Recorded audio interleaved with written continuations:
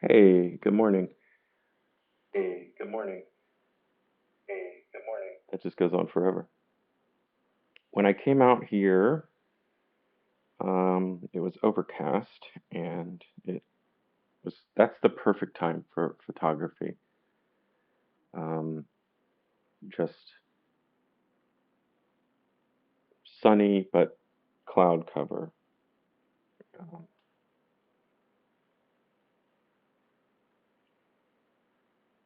I compare it to like those white, I think they might be called scrims or something that diffuse the light that you see around like photo shoots and stuff. Anyway, now the sun is threatening to come full out, which means direct sunlight, shadows. That is not good for photography. I haven't had breakfast yet. I'm going to let you let the camera just sit on these from yesterday. That which, like I said, when I first came out this morning, they were glowing in the way the light was hitting it. Um, and those are just some drawings from yesterday that I'll be mailing to people who I know. And hello, I just talk while I do things in my studio. I don't do texting because I'm not on the laptop, so I don't do much chat. Uh, and I'm gonna make myself breakfast. um, I gave myself a haircut, uh, so I'm sure that all of the mistakes will be on view. Um, but I've been doing it for a few years now. I might be good at it. I don't know. I wear these headphones that hopefully stay connected so you can hear me wherever I go. If you're new viewers, this is basically what is this? This stream is my talk therapy, my self talk, streams of consciousness. I do things while talking, and I have found it to be productive for me. I guess I could use the excuse that I'm an artist, so everything maybe is some sort of performance. Although my performance is sincerity, TM. That's trademark. His performance is sincerity. Ah, it really blows my mind how much bullshit that we put up with from commerce. I just can't believe we don't laugh them out of existence. That everything. I guess it's because it's fake. We're like, oh well, at least they didn't mean it. They're just doing it for money. Um, it it kind of. I'm old, so some of the things that stick in my head are from the '90s. But I remember, I just thought the end of all art would have been the like hot buckets. What are you gonna pick? Hot buckets. I just, it's like really. Wait, I think I'm doing this wrong.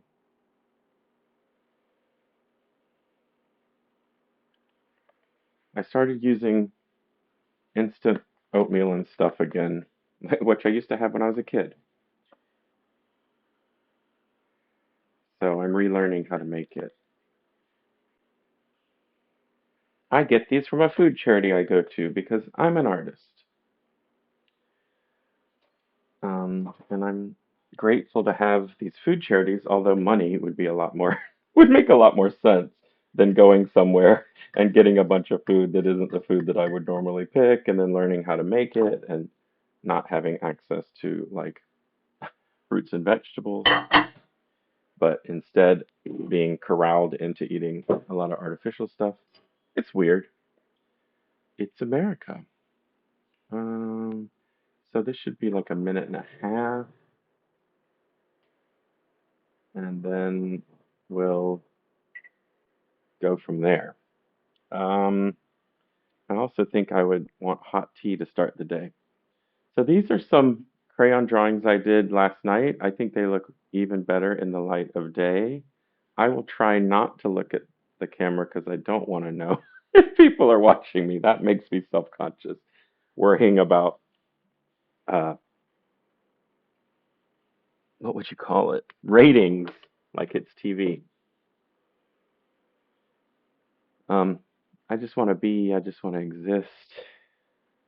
Oh, when I use my phone like this to stream, I miss having my phone. I want to check things like the time and the weather and whatnot, especially whatnot. This is an experiment in several ways. I did a 1 minute stream before I started this one just to see what it would what happens if I play music on my laptop, and it didn't. These these headphones are so good at isolating my voice. Mm. But I didn't check to see if it's synced. I'm not sure if this is an always problem or if this was a once problem. The audio might not sync. I say it doesn't really matter because most of the time I'm not facing the camera anyway. Um, so I woke up feeling better today than I have in a long time, and what do you know? I attribute that to getting good sleep. It's certainly not from eating well. I've not been eating well. I can't afford it. Yes, I talk about being a poor artist. But my thought is I try to do so cheerfully. I think,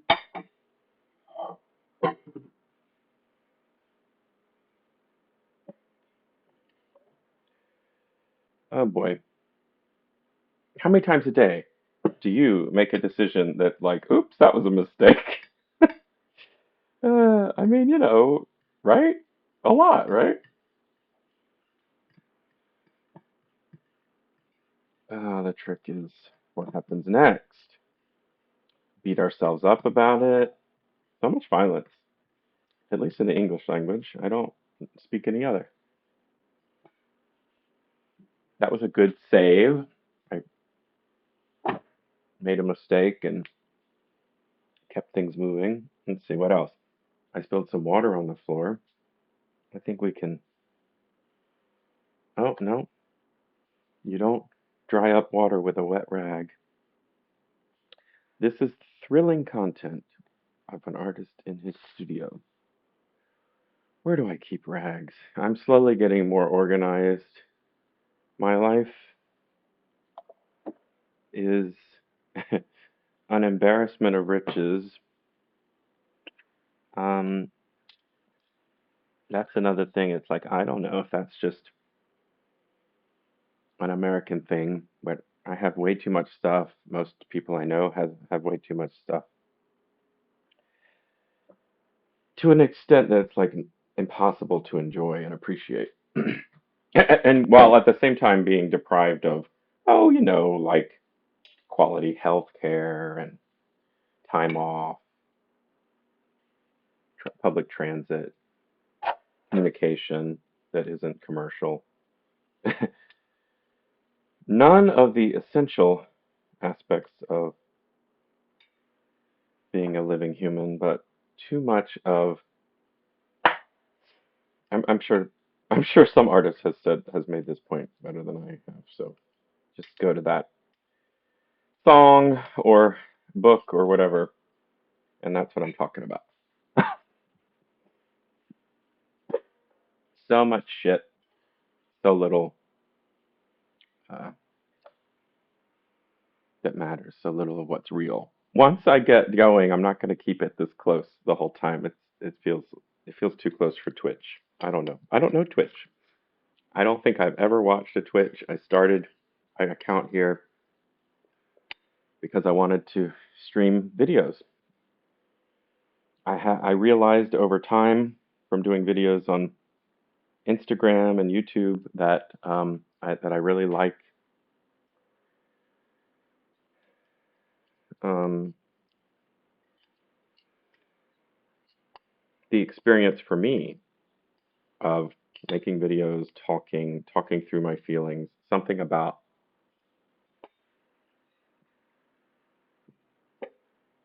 something about it being broadcast somehow makes it increases my motivation. If I weren't streaming this right now, maybe I'd be in bed. It's weird, but it's the truth. There was something I thought about yesterday or the day before. There used to be I'm old enough. When I was in college in the 90s, I was a DJ on a campus radio station, and that station still exists. Maybe I'll tune into it online now that I've learned that you don't hear the music that I play on my laptop. Um,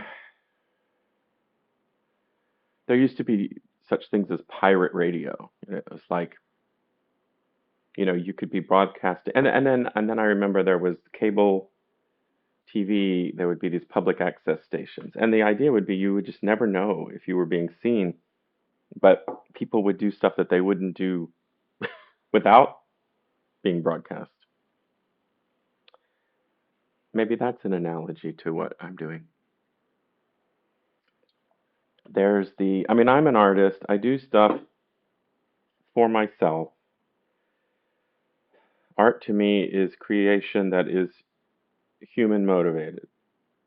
Design is human motivated, but it's to fit a purpose. Art is motivated by like one human's emotion. It doesn't have to be one human, but I would love to do collaborations. But it's motivated by like the more mysterious emotions. Design is like, oh, you know, we need a container to hold oatmeal.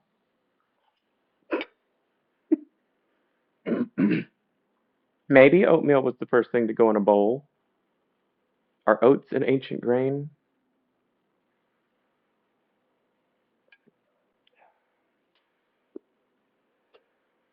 Sounds like they would be. Sounds like it. Oats. They sound old. They have the O sound in them. Oats. Old oats. Okay, I'm gonna have to make tea. I'm running out of tea. That makes me very sad. My refrigerator freezes things because that's just the life I live. I've had a broken refrigerator for years. It freezes things. I have a mini fridge that non-frozen things go in, and then a fridge freezer. The freezer works, and the fridge also freezes. Doesn't matter what it's set on. But I keep some things in it.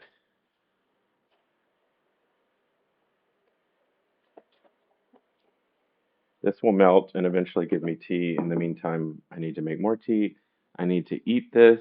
I need to eat this so that I can settle my stomach and take my pain medication.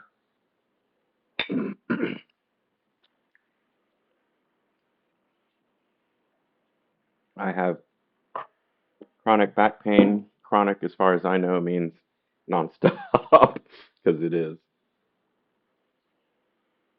Hmm. I also think it just means recurring. Like it doesn't have to be 24/7. I'm just lucky that way. I have two chronic conditions. Well, at least. Come on. Um, tinnitus and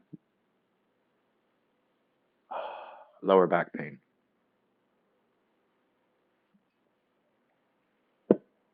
I'm getting by barely, taking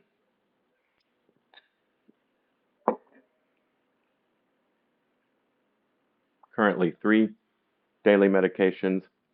I'm actually prescribed four, but couldn't afford to get all of them at the same time. That's crazy. Accessible healthcare? Where do you think we are? The greatest country on earth. Yeah, I'm not a big fan of the United States, but again, my whole mission really is to be happy. I don't think this is enough liquid to take these three horse-sized pills. Horse cock-sized pills. Is this family friendly? Oh boy.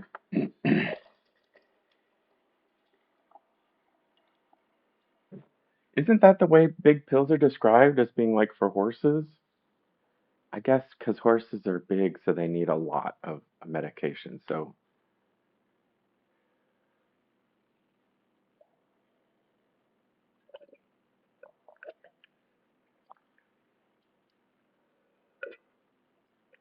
my mother, who I think I'll go see today, I don't want to get into that, but anyway, she just dry heaves pills. I don't know. She's weird to me.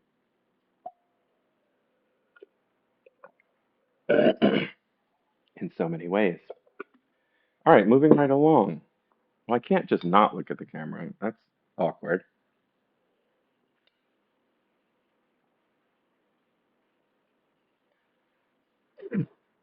Um, but it's like this. If I'm performing for the camera, then I'm not actually getting the things done necessarily that I need to get done. And that's the idea. The idea is that I turn this on, I do the stuff I would be doing anyway. I talk about what pops into my head. I try not to worry about whether or not it's good content. That's for watchers to decide. I need to sit for a minute. Oh, and I think I'll sit with an ice pack. I haven't done that in a while. Let's see. I washed my hair. Yeah, I told you all that.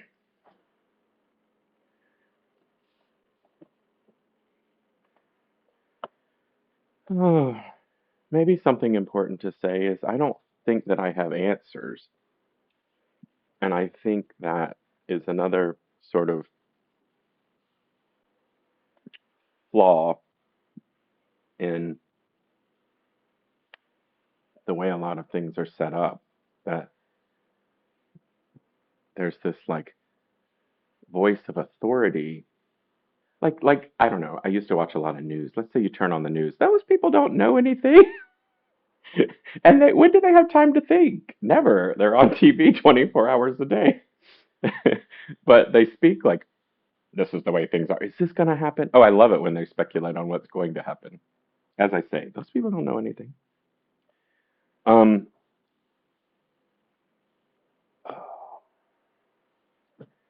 I have ADHD, if that's not clear. I think it goes very well with creativity, I suppose. Occasionally, I adjust the camera because I am aware that you're there.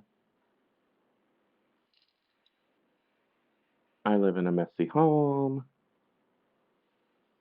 Um, I'm going to sit and eat my oatmeal while I have ice.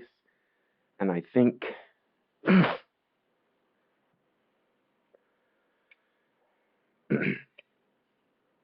my very first assignment in art school, I didn't go to art school. I went to Princeton University. Oh, the ice feels good. I didn't do any ice yesterday because the day before I felt so bad that I used the ice for too long and it hurt me. So, and I was about to say one of my theories. It's probably common knowledge that, when you're seeking relief and not getting it, you just you do too much of the thing. A great example would be, like alcoholism, drug abuse. Despite the tone of voice, I'm not belittling those things at all.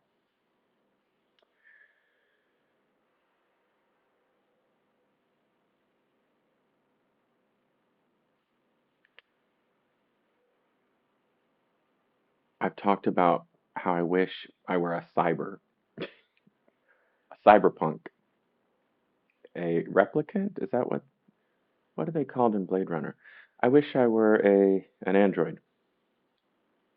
Not at all. But if I could have a camera insert, I mean, the real reason I would No, I don't want to do that. I'd rather have something not in my body, but yeah, of course.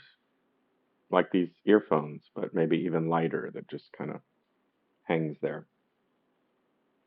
And I could switch cameras to what I'm seeing. So what was with the whole Android thing? Well, what I was gonna is that if the reason I wouldn't is that I don't trust capitalism. I don't trust companies. But if there were, is it possible to imagine technology that isn't tainted by abuse? Then, if that were the case, I probably would consider a lot of different things.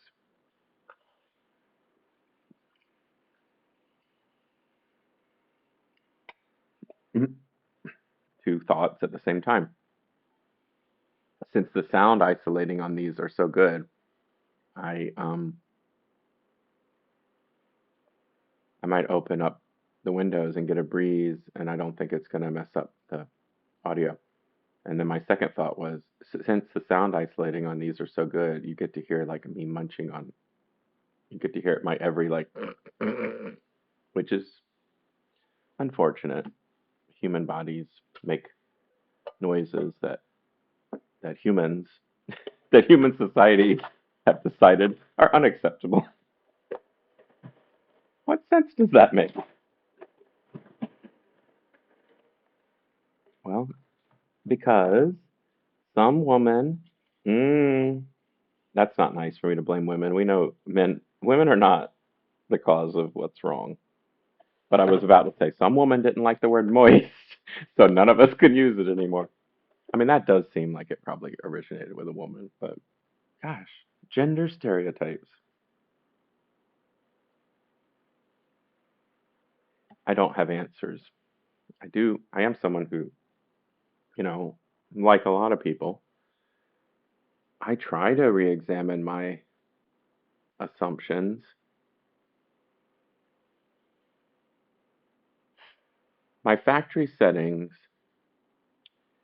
that would be straight out of the womb, right? Were okay, pretty good, I think. And then I started getting a lot of bad software uh, updates.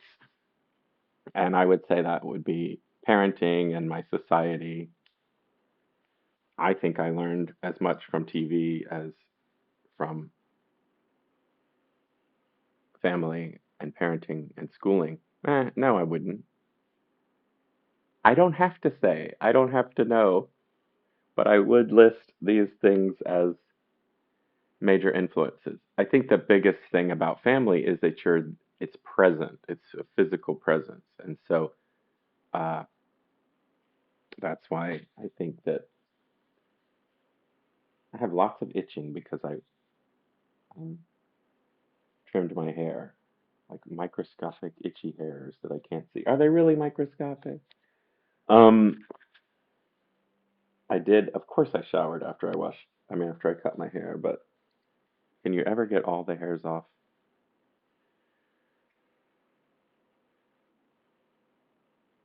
I was just trying to say, definitely TV and US culture and advertising and consumerism, that definitely taught me poor values. And also, the people who I experienced in person didn't do a lot that was great. Well, then, why am I not terrible? Maybe I am. A. B. Those are just there were people. Everybody's people, people, people. Everybody's, there's a core, I think, of good and value. That's why I'm a humanist.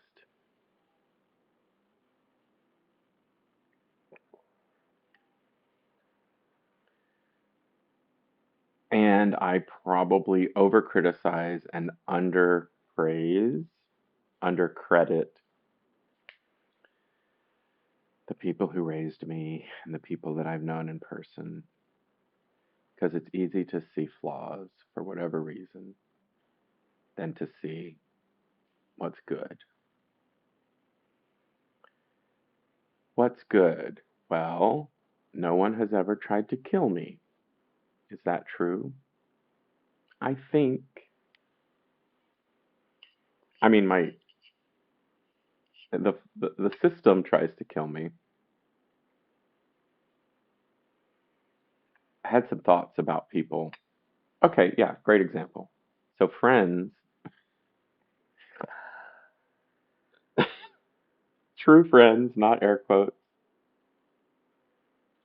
people are concerned about me, and people who are concerned about me are worried because those two words are synonyms. Um, Financially, uh, things are just becoming more and more uh, adjective desperate. And so that's where the impulse comes from. But the fact that I mean, I'm only in contact at the moment with about two people. Let's see my text messages. Oh, something happened. Oh, awesome. Oh, so this morning, exactly two people have already been in touch with me. So that raises, and one of them is, anyway, the point is, maybe I talked to 10 people total. Whatever it is, it's not many.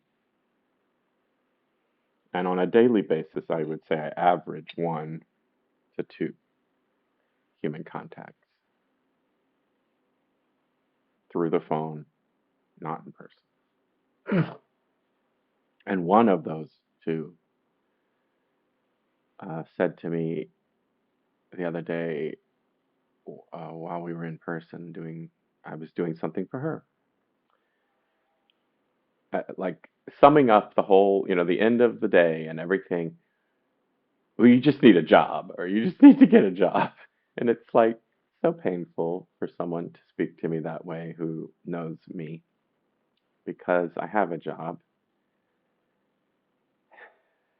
It's sort of important to my self esteem for me to believe that 30 years of being an artist is a legitimate life course. And I'm sure that such person would say, I just mean, you need money. Oh my gosh, this and this and this is going to happen. Maybe it will.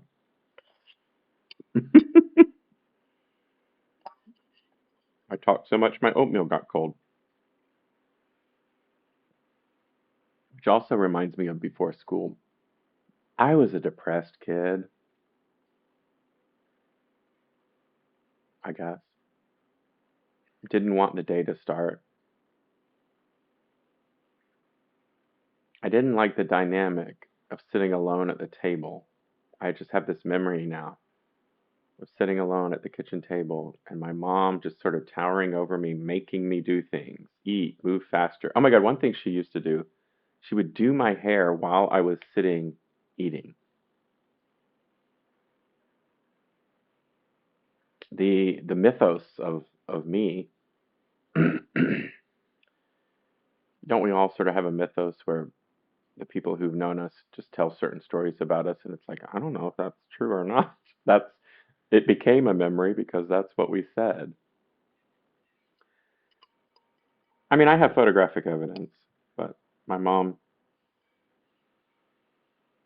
would tell people just on the street, if we were ever on the street, that my curly hair came out of nowhere when he hit puberty. And I was like, why is my mother talking about puberty in front of people? Very upsetting for me. This is in a household in which zero discussion was ever given towards the human body positively or sex positively. So for that to be like, for her to pull that word out, I mean, that would be like my mom saying fuck to me. It was just like, where is that word coming from? Now that she has dementia, she tells people I've been curly since birth.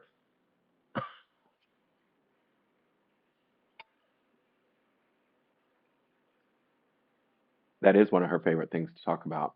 She has themes that she repeats, and one of them is my curly hair. We didn't even have a mailman with hair that curly. My hair is straight. His father hair's straight as a stick.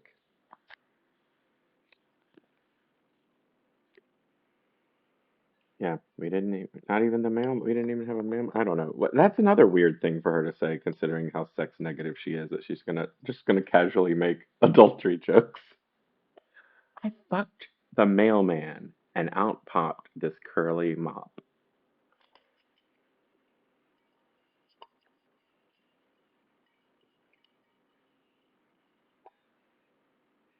This is this is the most profanity I've had on my stream yet, and it's the first one that's this early in the day. Sorry, kids.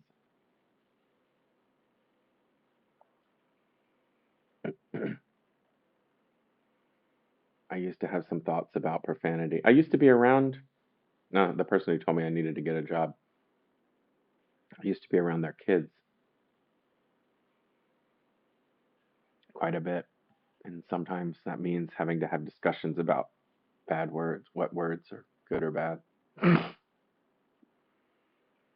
I've always contended that it should be intent and tone and all that stuff. Those are things that people can't easily, I mean, you can't legislate tone and intent, but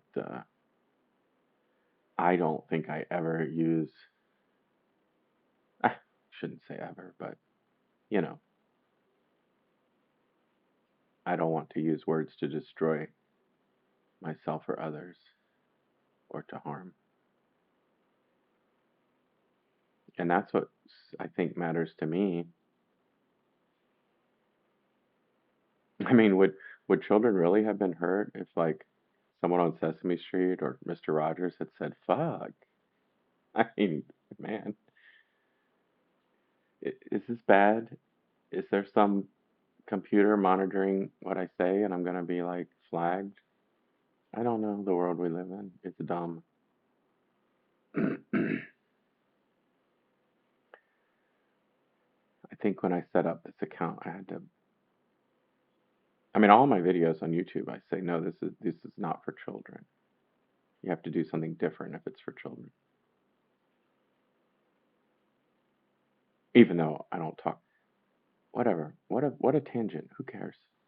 I mean, everybody cares, but drag queen story hour.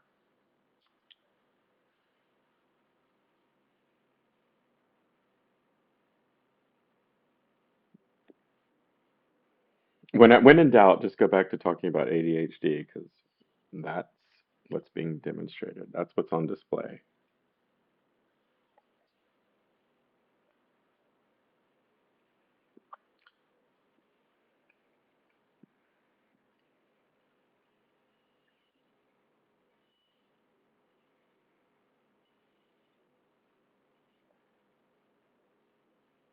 Because I mean, I don't think eating noises and stuff. Sometimes I think it would be cool if I took these off and put them somewhere that I wanted to. But the first time I took them off just for a few seconds, it disconnected. So I'm a little bit paranoid about that. Even though I've changed the settings, I use different settings to stream than I want when I'm out in the world listening. And for whatever reason, that stresses me out. It's like it's like the idea of window shades can be opened or closed, but there was a time in my life, or I have a tendency to want to think there's one setting, and once you figure it out, it just stays that way forever. I mean, I don't think that way about the thermostat, and window window closures are very much related to temperature. But I know people, I mean, I know people, I go places, homes, like this is the way the curtains are, the shutters are, the whatever. I think it's weird. I think that things should be used, adjusted. Thinking is hard. I thought in the shower it would be a nice t-shirt. Another motto for, my content. Thinking is hard. So the deal about whether I'm going to adjust the settings of this every time I use it in a different way, that requires thinking. And that's like, oh, effort. Before I started streaming, I had it set up one way, and that was the way I used these all the time. Now I'm like having to learn changes.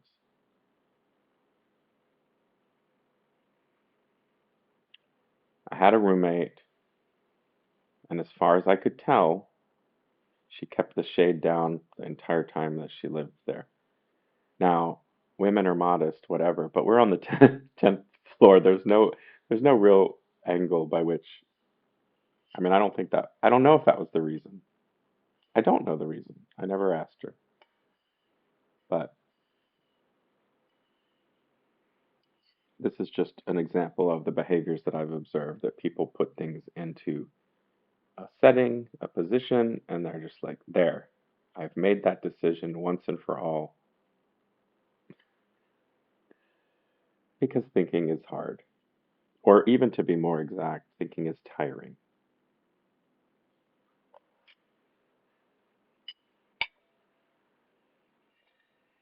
I think thinking is hard. Thinking is hard would fit on a t-shirt better than thinking is tiring. Yeah. On these non-existent t-shirts. Sometimes I have this fun fantasy that I'm streaming and it's popular and people are just really into mental health improvement, and this whole community springs up around examining the little things that go untalked about most of the time.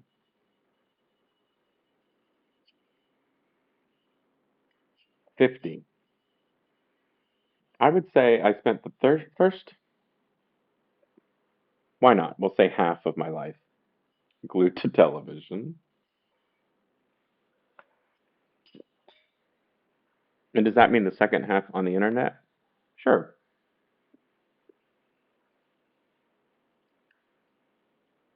Since thinking is hard, just make it easy.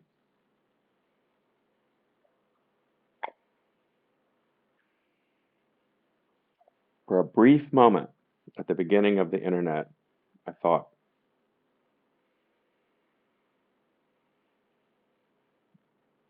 maybe it was more than a brief moment. Why say stock phrases?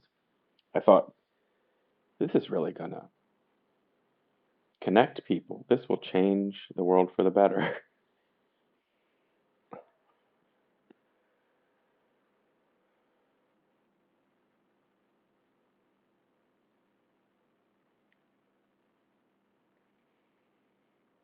And somewhere in the world was a Zuckerberg thinking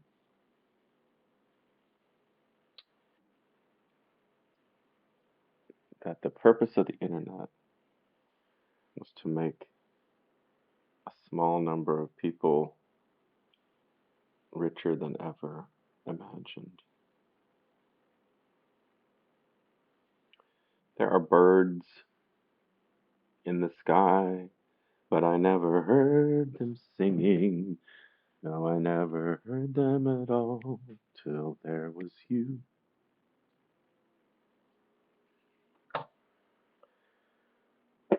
There are birds in the sky and they're cute.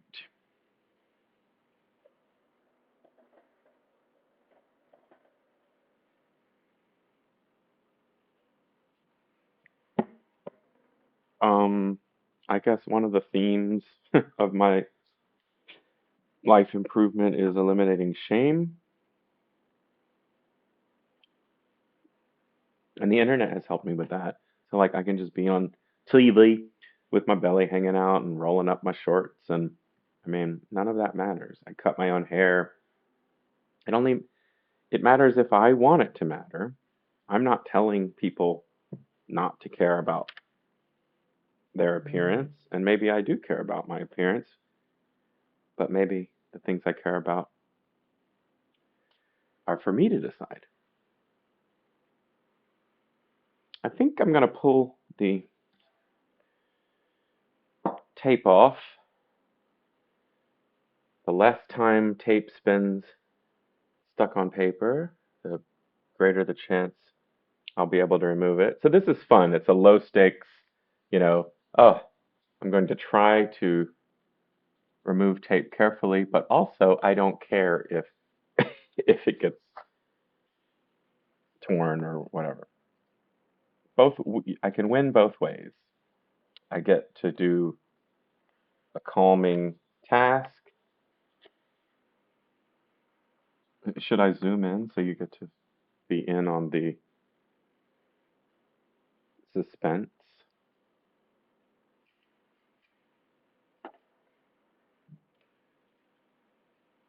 Whoa. Oh, see this tripod I've been using wrong. I recently learned I've been using it wrong for years.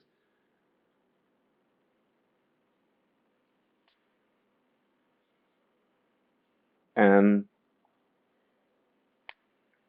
I could be mad about it, or I could just say, oh, wow, that's cool. I learned something new. Okay, so I know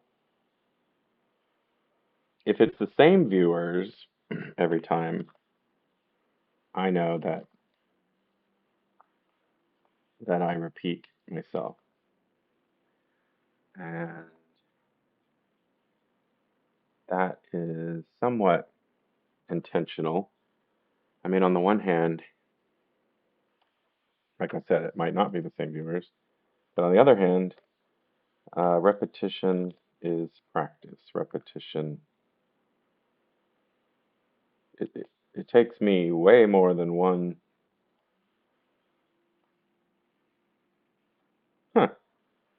So this is fun for whatever reason for me to learn like the tape doesn't stick to the purple paper. The tape does stick to the green paper. And somehow I expected that. So this is not the first, this is not my first tape rodeo. Why did that become an expression? So few people have participated in rodeos. Is that the joke that I don't know. And like white, I expect it to stick to. So does it stick to lighter colors? Although it didn't, because this is sort of a wax paper. Doesn't stick to the shiny purple that's slick. It will stick to this. This is a rough paper. Oh, it did. It pulled whatever I'm trying to say. And then I'm even saving like at some point I'll see when I want tape again, I'll see if I can reuse it. It could be called crazy or obsessive. I just think it's not that hard when I have a wall like this to just move the tape and try using it again. If I get another use out of it, great. Saves me money, helps the environment in some way. If I don't, who cares? It was going to go in the trash anyway.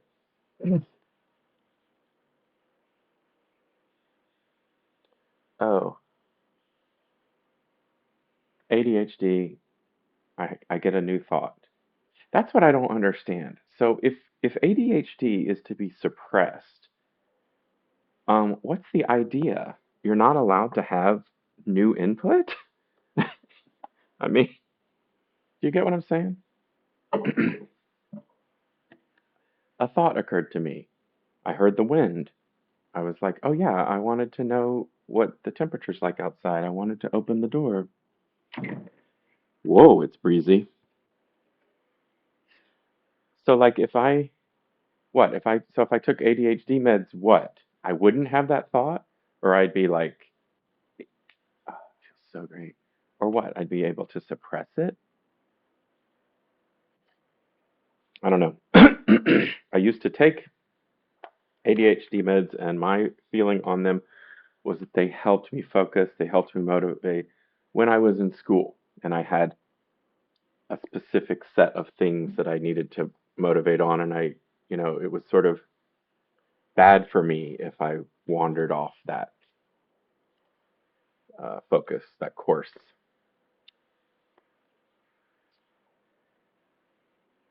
So this is fun. Because of the way I taped it. I mean, it's cute the fact that the drawing ends and there's negative space. I like it. It's a little difficult to deal with paper now that I've opened up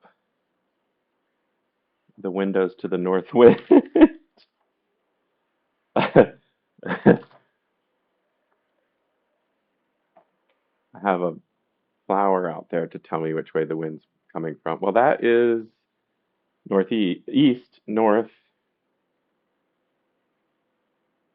90 degrees. Come on, you can do it.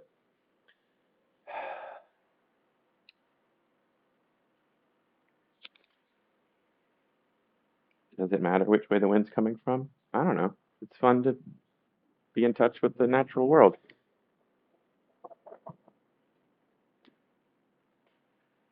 Seems like it's from the north.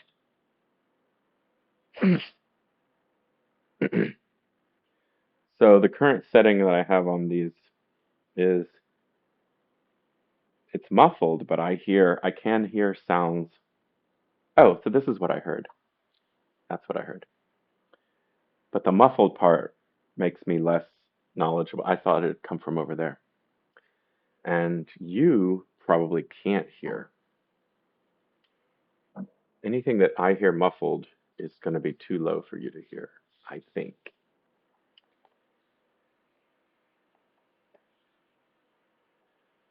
Um, maybe a good description for this channel would be low stakes.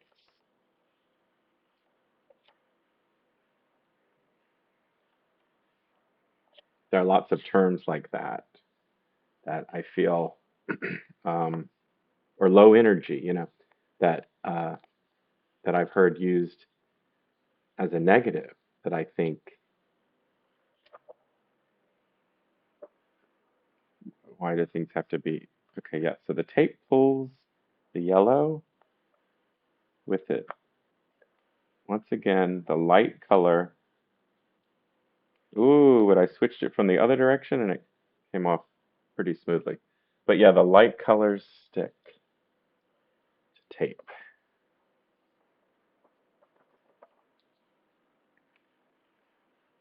It is so breezy, I might have to put on a wrap, a shirt, something.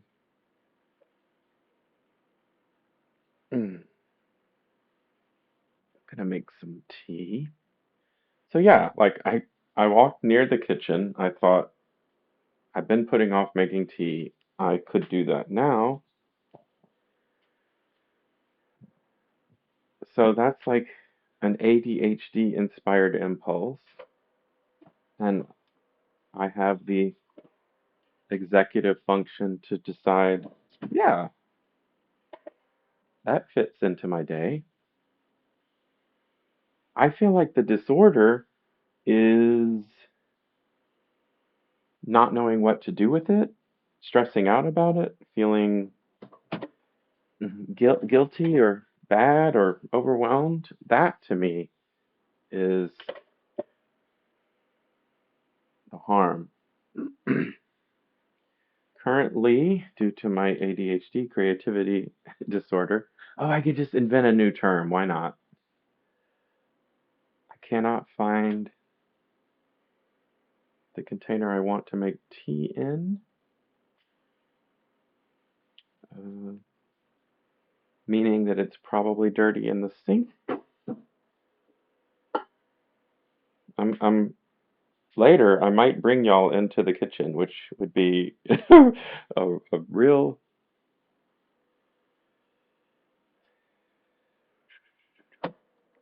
kind of a downer, I would think.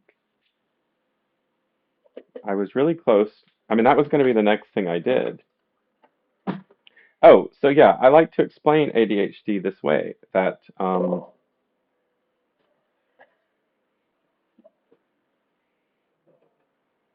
change, decision making, change of focus, whatever, occurs as I observe it in me, an ADHD person. It occur. Oh, maybe I'll make a visual. Maybe I'll make a visual representation. I knew this was happening. I wasn't worried about it. Maybe I'll make a visual representation.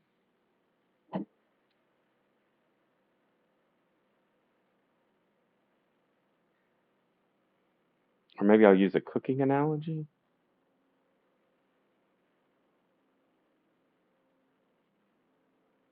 If you want to add raw eggs to something and you want them to cook slowly but not quickly, you add like a little bit at a time. I like the word admixture. I want to look that up. Um, so you're, and I experience, so very many times in my ADHD brain, I experience new thoughts, new ideas, decisions, change this way, where maybe I'm doing this and this thought occurs to me. And so I go over to it and I spend a little bit of time in it. And I go back to this one because this is the central one of the moment. And then but I'm still aware that this new thought came to me. And so I, maybe I go back to this one for a little bit longer, like I just did in the kitchen. Eventually, I'm working towards making tea. That was the ADHD impulse that hit me. Maybe I'll stop saying ADHD someday. I don't know. I don't like how it sounds. But we have a lot of ugly terms, and we just create a name for it. And it's like, well, that's what it's going to be forever. Okay. Uh,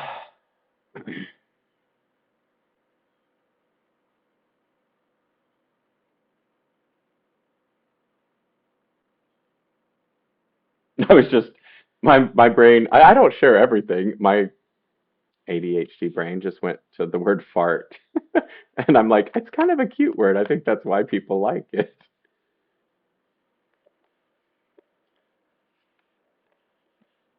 Wonder where that word comes from.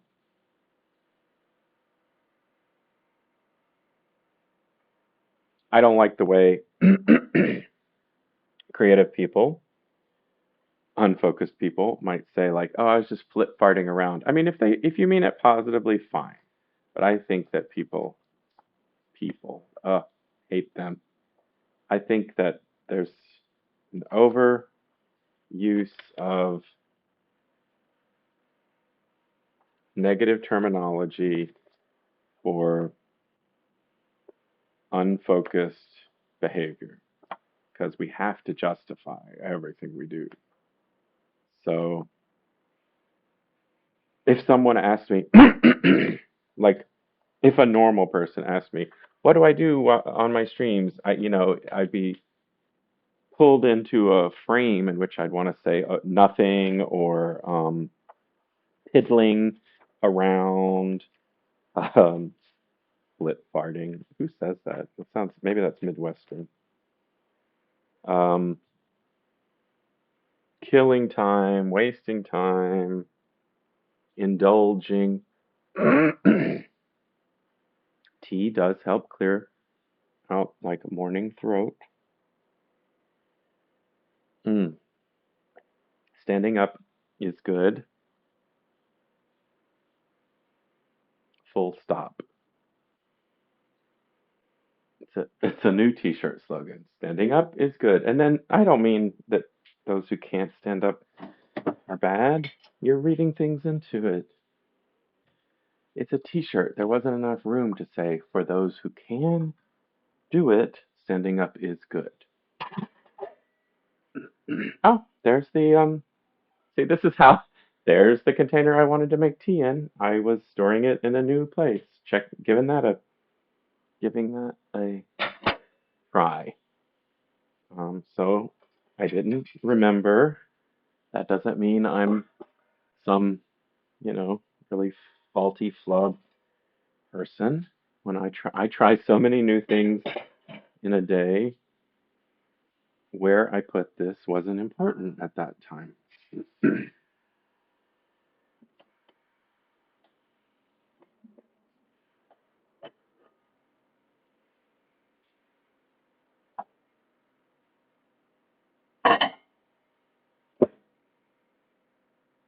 There is a lot of freedom.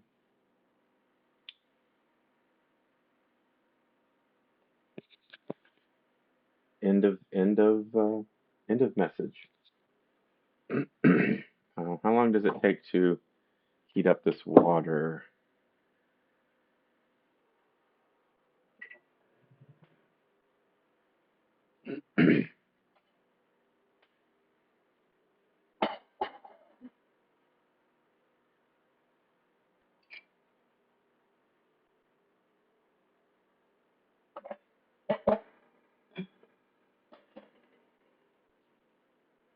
Okay, something weird just happened.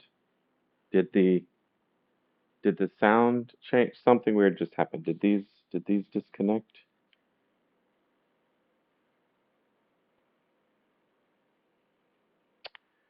I don't know. Is it because I was running the microwave?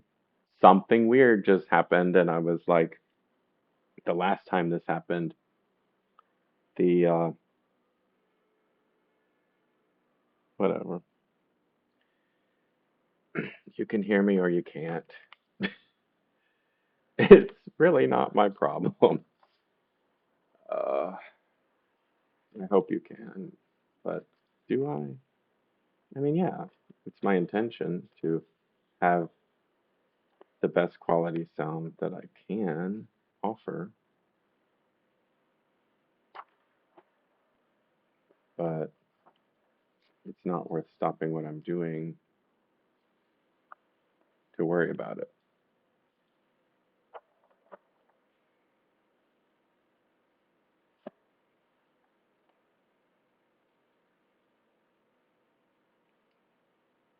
It's been an adjustment to have really good headphones. When I freaked out, it changes my hearing, my relationship to the audio inputs and uh, peripheral. Yeah, so something weird happened while I was in the kitchen that made me think, I don't know,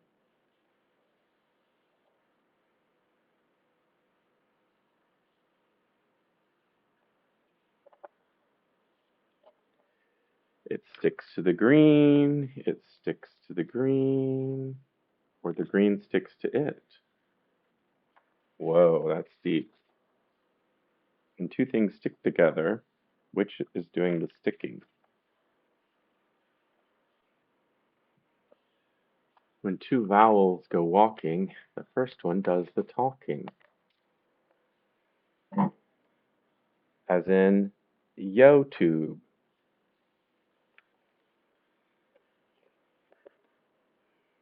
Y-O-U-T-U-B-E. When two vowels go walking, the first one does the talking. Yo-tube. Oh, every pronunciation rule in English has exceptions.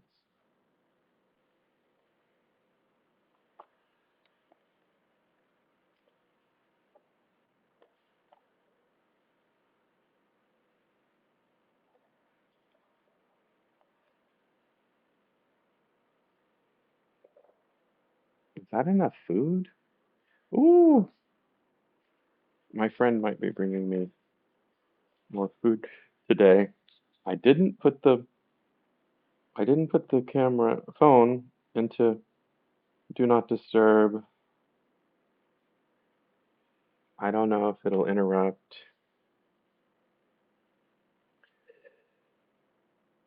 I might need a hoodie, wet hair, cold air. There's my hot tea.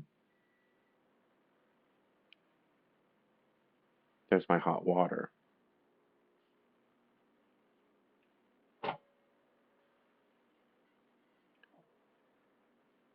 There were bears in the woods, but I never saw them shitting.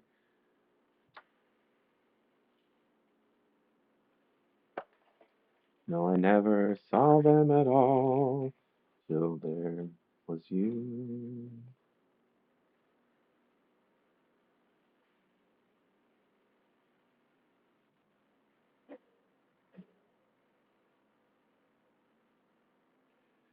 So I tend to do everything weirdly. This is how I make my tea.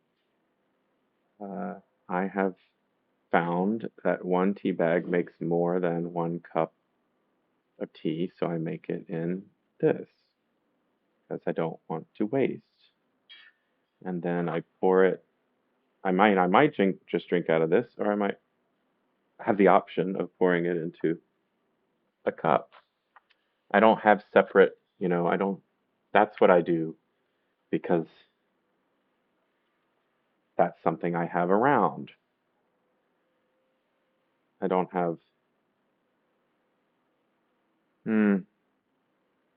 I like the fresh air, but I might have to close it. I'm getting lots of.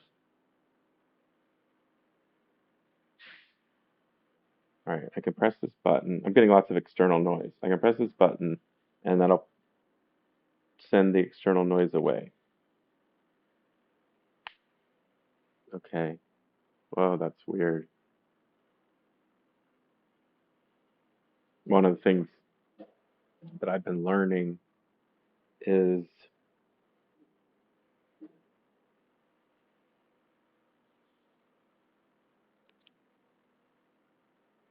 just different levels of noise canceling. It seems to have 3 levels. It does have 3 levels. Uh, I'll try this one, and I don't think it affects the audio, your audio.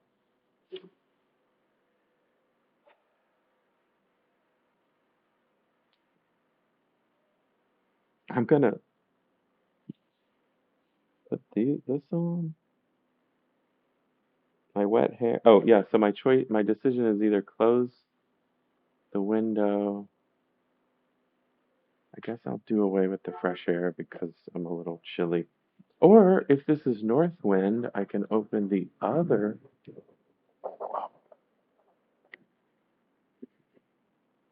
One of the really cool things about where I live, well, it was designed by an architect in the 70s, so that was before. I mean, this there was still some thought being put into decisions in the United States back then. So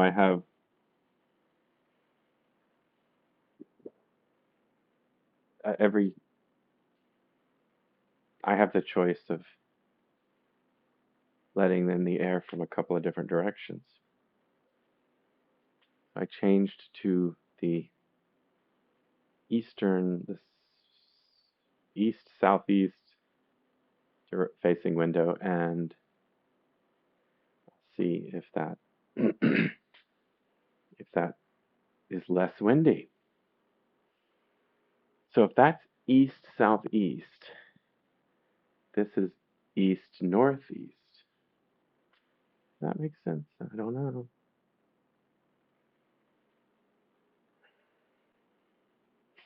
So part of what I do, so like I have to think if I'm thinking of people watching this, hello. It's like, well, who wants to know that? What's the point? I guess what I'm doing is I'm showing like all of these thoughts occur to my one human brain. I can't say what everyone is like. I'm just attempting to document, record what one of us is like. Me. I only have access to me. When I turn on the TV or the inner tubes, what I see is fake. And I'm like, oh, nobody's like me. So I show things that aren't polished. I show things that are, I just got into this habit of trying to show myself as I am because I'm not ashamed. So, and I have the ability, I have these tools. So, why not use them in a different way than others? This is going to be too hot, so I'm going to get a mug. Now, the stress is going to be, oh, I'll drink, it'll be cute. I'll drink out of a little bowl. Now the stress will be,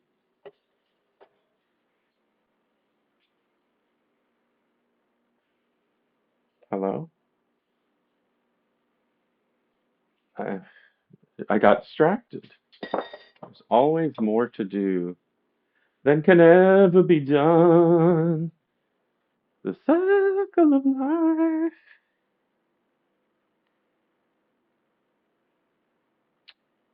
If these were drinking, I mean, this is a pitcher, but this would be, I guess, a Western style, and then this would be tea in an Eastern style, right? I mean, I'm not saying this exact thing, but like where hot liquids are served in, and to my brain, my Western brain, I always thought, but it's too hot. You need a handle, but you shouldn't. But you should feel if it's too hot for your hands, it's too hot for your sensitive mouth skin. Oh, right. So it's good to feel the temperature of something before you put it into your mouth. A handle is dangerous. Hmm, interesting concept. T-shirt slogan. Handles are dangerous. A handle is dangerous. While I'm going about my business, I'm going to pull some meat. Oh, this is great content. I'm going to pull some fish out of the freezer for some day, some meal in the next few days. I have a lot of frozen meat was given to me. Okay, look, y'all. Y'all are just way too close.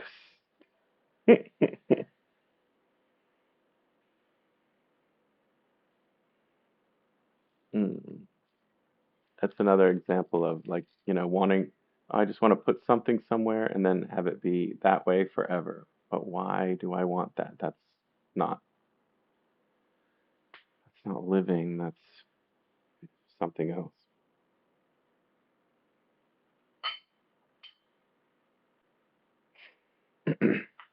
Yeah, but then you end up with me, and I'm rarely living because it's just too messy. So I'm working on having a home studio that is flexible, where I'm changing. Okay, there's still a lot of air coming in since I switched, but it's definitely, I think it's less direct. So that means the wind is coming from the north, right? As I said that, it got really Cindy. I might have to put on long pants or something. Oh boy, so much frozen. All right, so Pacific cod, coho salmon. What is this weird? Halibut. Um,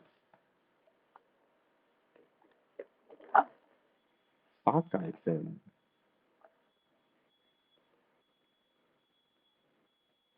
I mean, it's kind of a shame that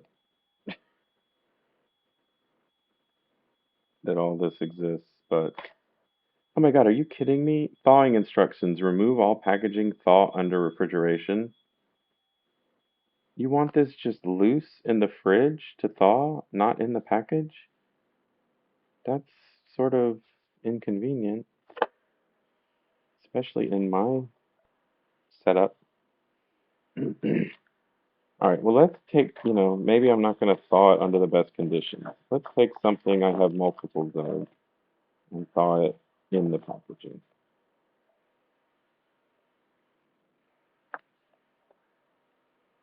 Sorry, I'm not following the directions properly. Rockfish. I wonder if that's like monkfish. I wonder how long this has been frozen before it was given to me.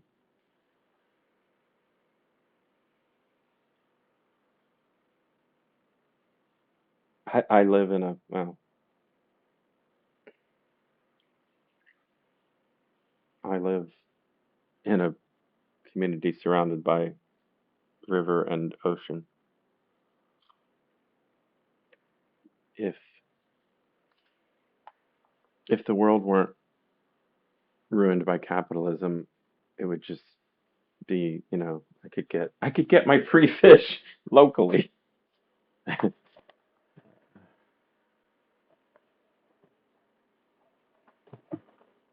Yeah, free is an important word in that sentence. Well, what makes you think you deserve free food? I just think everyone deserves to live, including local fishermen who aren't affiliated with corporations. Well, where would they get their money if you're not paying for their fish? It's just, we would just make different decisions as a society. That everyone gets a basic level of income. So I want to write stories that present other ways that we could organize the world besides capitalism. And one of the, I'll call it breakthroughs for now. um, Maybe I should use a less grandiose term, but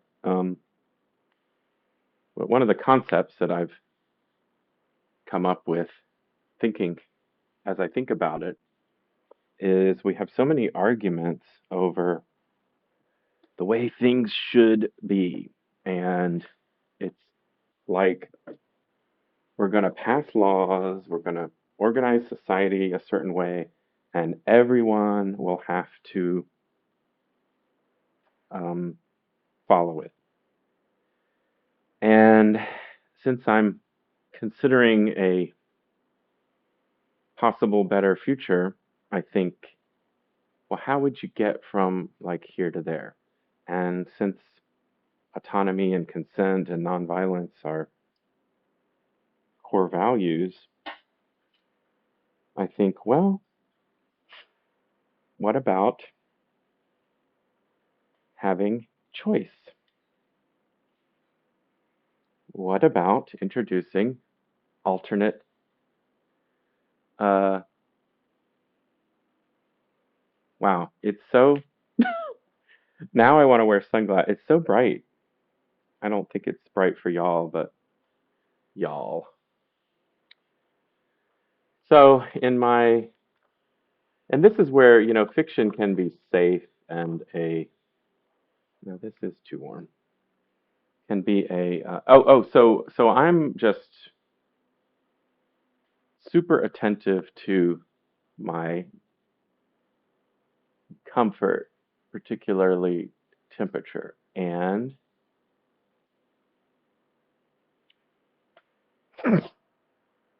my thoughts, and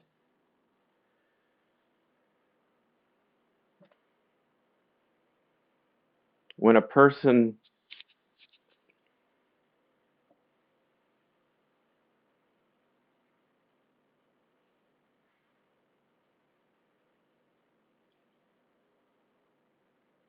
sit down and drink your tea,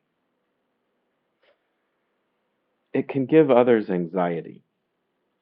I guess that's my guess. What is it? What do I know? I know that certain people, when I've been around them, if I did what I just did, they would say, "My God, uh, why are you changing? Like just pick an outfit and stick with it." That kind of thing. And yes, on some level, some reactions are that uh, hostile. What's wrong with you? Why are you, you know? Whereas I mean, so maybe not everyone uh, is into maintaining their temperature as I am. I mean, apparently they aren't. People love to post, Floridians love to post pictures of themselves sockless and in flip-flops and say, like, no matter how cold it gets, I won't put on socks. I put on socks up until it's over 80, 85 degrees, till it's over 30 Celsius. Um, but it becomes like this identity. We're tough, or we have a characteristic that is flip-flop wearing, sock non-wearing people. And I just think, okay, if that works for you, that's not my identity. I'm a person who wants to maintain their temperature at a certain, I don't know, I just, and my socks and my hair, head, ears, nose, these are the first indicators that I might get cold. Now maybe if I didn't have this, just to remind everyone, to remind the chat, maybe if I didn't have this searing nonstop back pain, then maybe I could add feeling cold to the mix and it wouldn't be a big deal. Currently, I feel that I'm expending all of my available, like, bodily defenses against the pain. And I don't want to add being chilly on top of it.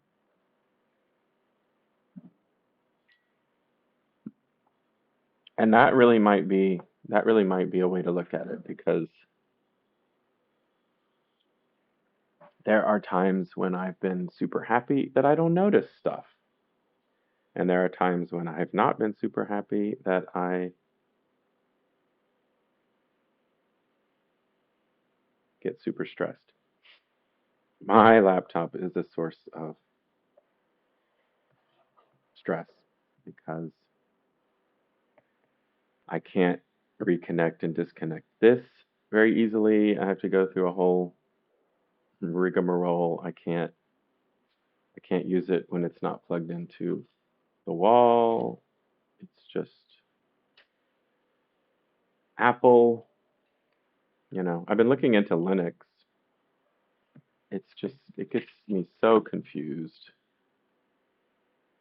I don't want to have to make that many decisions. I want to make Some decisions.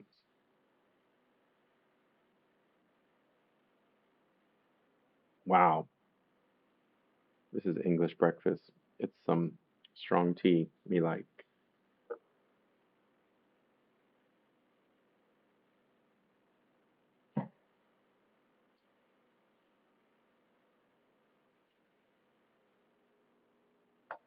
Oh,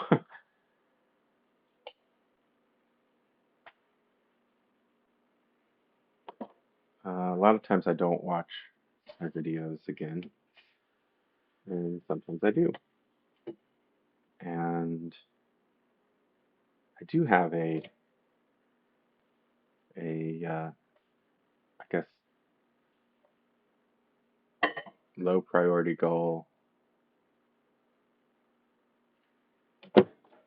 Oh, is that what low key? Is that what low key means? I have a low key goal to pull out clips that might be, to package if there are highlights to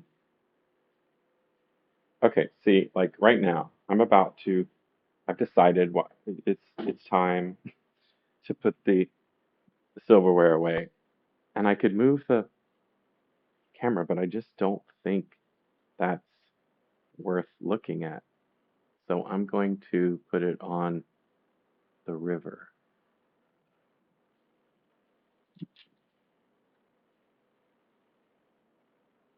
And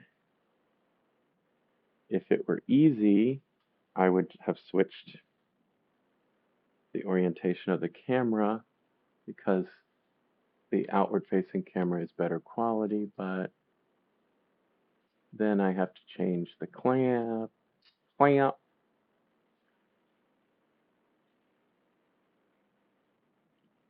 Maybe it just comes down to I think I'm going to leave the horizon that way. These are just artistic choices. I could call it that. That's the great thing about being an artist. You can excuse or just explain, whatever. Um, but that's the type of thing. It's easy for me to imagine there could be, someone who like is stressed out. I can't look at a video a with an off-center horizon. Yeah, okay. I can understand that. I love when the aloe is blooming because it creates a tall stalk with flowers on the top of it, and so it's a it's like a weather vane, a wind indicator.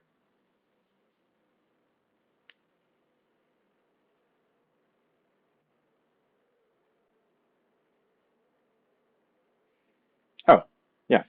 I chose now to put the utensils away because I'm waiting. Oh shoot, I'm not waiting anymore. The water is boiling. Well, now I'm behind. So living in the moment, allowing the mind to roam, creativity, whatnot. Yes, it does create, like I say, oh, now I'm behind. It's like I'm getting less done. Maybe. I'm not sure about that. I have never, I mean, I get more done now than I ever did. The jobs I worked, number one, I would say the work wasn't important to anyone. I mean, like we're a net negative to myself and the world, even though they help some things. Net negative. Um, I do think I'm getting more done now, more different kinds of things that are hard, things that are just more difficult to measure, perceive.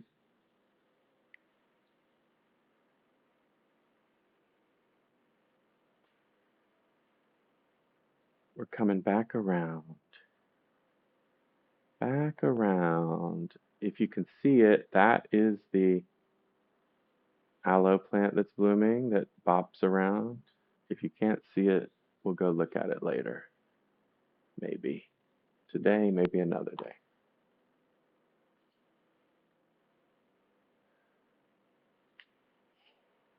So I guess it's good for me to know it goes from the victory painting to the edge of the desk. Okay.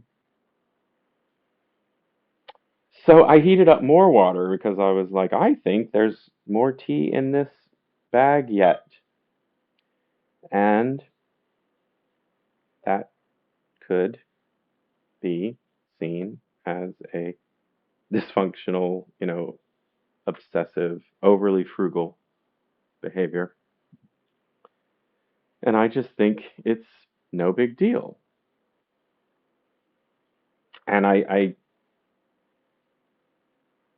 drink so much iced tea that whether or not the tea is strong or weak, it all gets mixed together in the iced tea pitcher. So over time, you know, I'm drinking a tea average, a tea strength.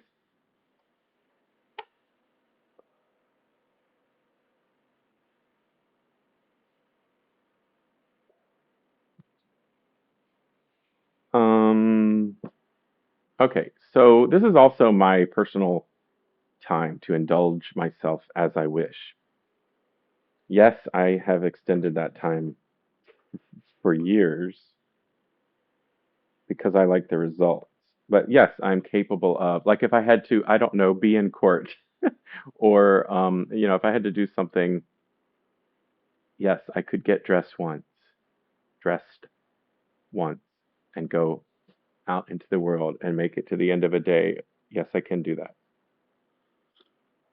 I almost said, of course I can do that, but it may be, I mean, it's perfectly valid, or, there are probably people who can't, and that's their beautiful, wonderful experience.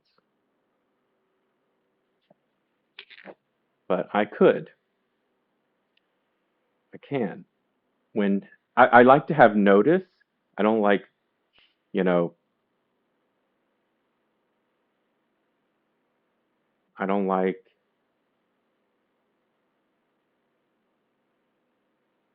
right now I have sort of nebulous plans with someone. I would prefer to know, to be given like a half an hour lead time. I'm ready now, rather than I'm here, you know. Uh, that's difficult for me to transition from. I'm letting myself feel, experience, wander, to no, now we're on a schedule. That's a difficult switch for me to make quickly. But in terms of my own life, allowing myself to wander, ADHD style,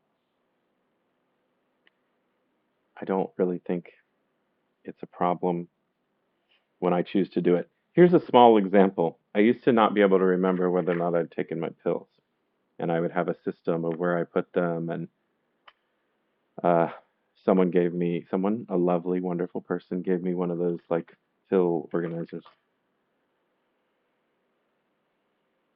Well, now I can remember. I always remember now. So up until the point, yes, there may come a time when I need the pill organizer. I'm on so many pills, whatever. But I prefer, with everything, whether it's list making, pill taking, list making or pill taking. My number one preference is always to rely on my mind first before external aids and reminders. I'm going to wash my sheets at some point today, but I'm not in a rush. Time management is another word for what we're talking about, what I'm talking about.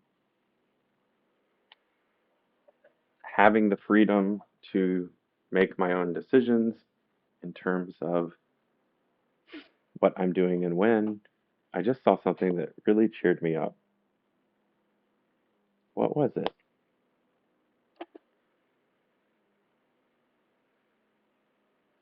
I'll think about it.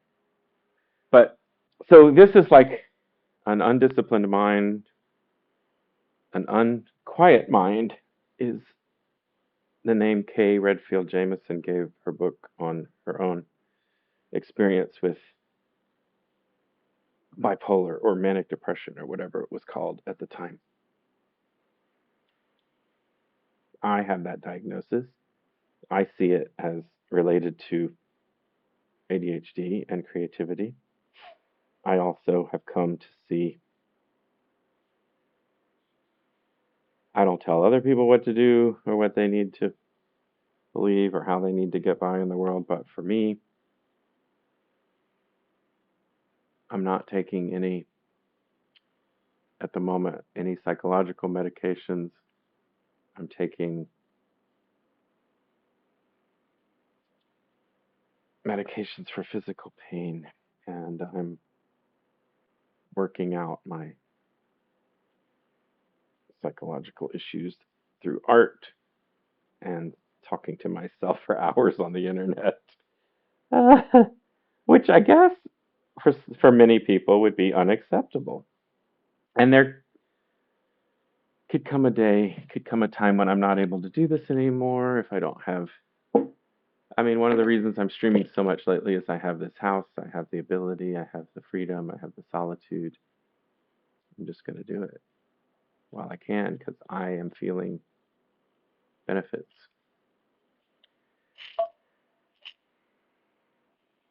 At one point, I put multivitamins into this jar because I thought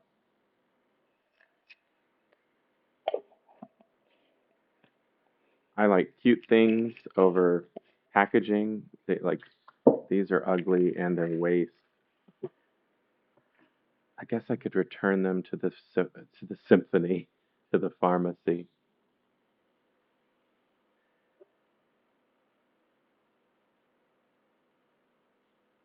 Nice to think about symphony. Symphony, harmony, pharmacy.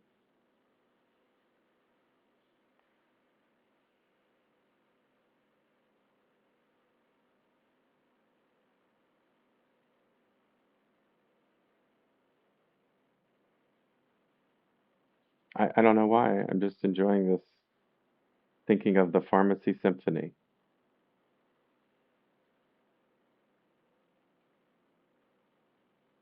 Or the symphony pharmacy. The symphony pharmacy would be, I go down to the concert hall to pick up my drugs. The pharmacy symphony could either be a musician troupe, collection, group, symphony, orchestra, an orchestra made up of pharmacists, or a composition, a musical composition about pharmacists, the pharmacy symphony.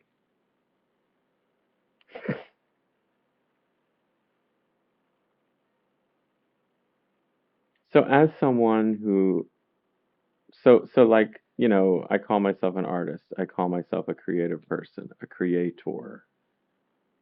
What does that mean? That means I allow my mind to wander and come up with quote new ideas. They seem new. They come from somewhere, like Pharmacy Symphony. Does that mean that an idea is,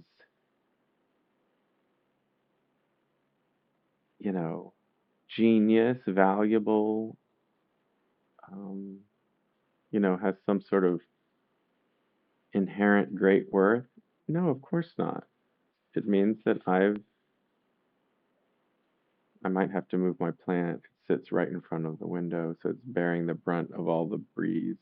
It does a great job, but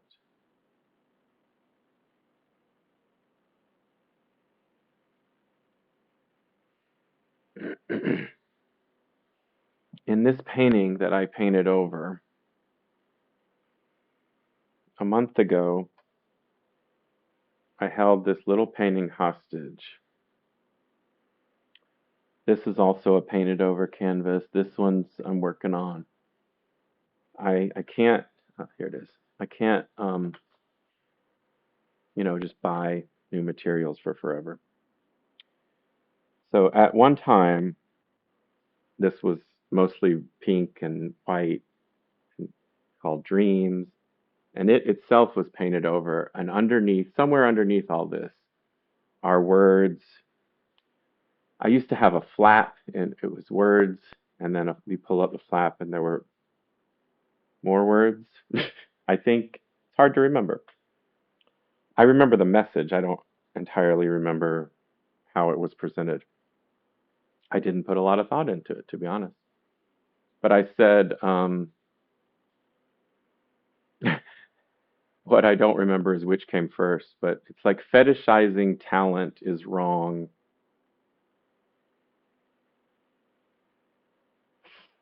Um, but so is like praising mediocrity. That was part of a show that I called What to Think. So I've always done abstract because I don't want to tell people what to think, and I don't like giving people even titles.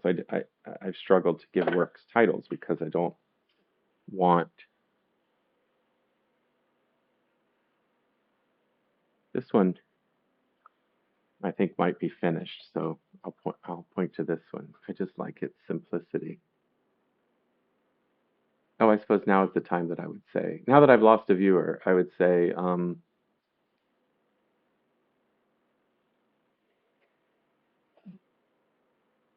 I think it's 11 by 20 inches, and I would love for it to go to somebody's home in exchange for a donation of their choosing. But because of shipping and materials and whatnot, my suggestion would be something like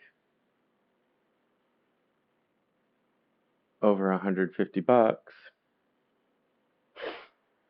I was going to measure it. It doesn't matter. If you're interested, ask. It's been a while since I shipped. I know all the prices have gone up. Everything's gone up. I'm going to take this pill. For some reason, I don't want to take it with hot water, but lukewarm water is okay.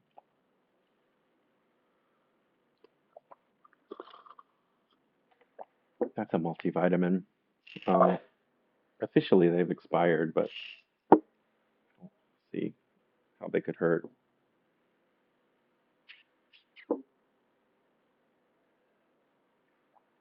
For some reason, I don't take them every day. They do make my pee smell funny, whatever's in that vitamin.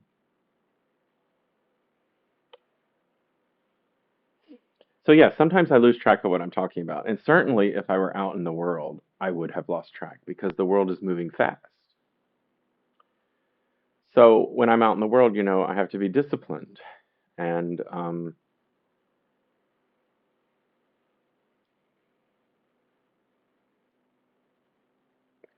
that's a word. I just remembered why I keep this open in order to read texts. Discipline is a word. I'll look it up now.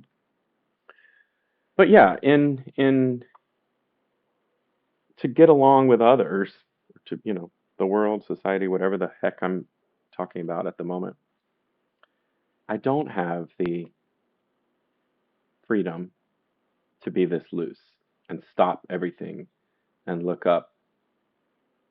What did I just say? Discipline. This is my practice. I give myself this instruction. Oh, just like disciple. Uh, Disco means to learn? Oh, like discover. Wow. I'm going to look up discotheque.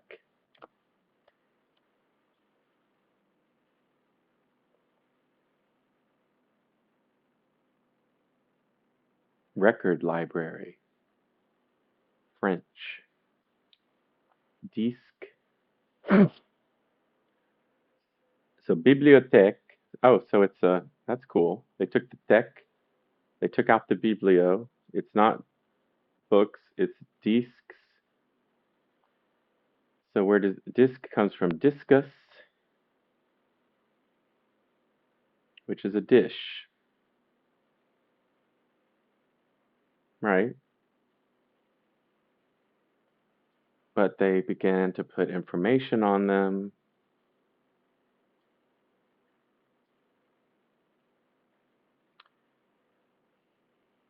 I had a strong interest in linguistics. I was studying psychology. I found art.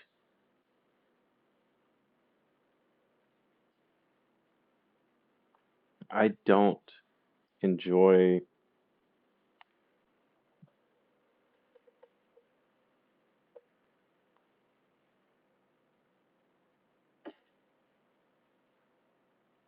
like prescriptive learning.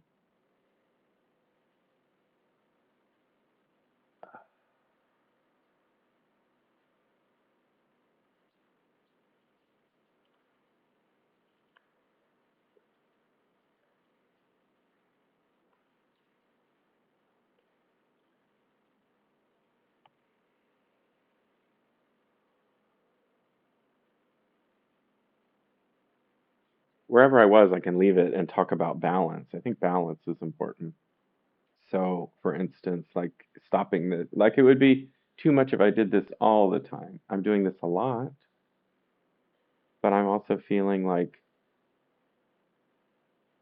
I don't think I had a big enough breakfast for 4 pills. So my tummy's telling me that lunch is in my future. It's 11:24 my time. Um, and that it would be nice to do something physical, maybe out in the world. So maybe I'll go on a walk. I can put on sunglasses. It's a bright, sunny, breezy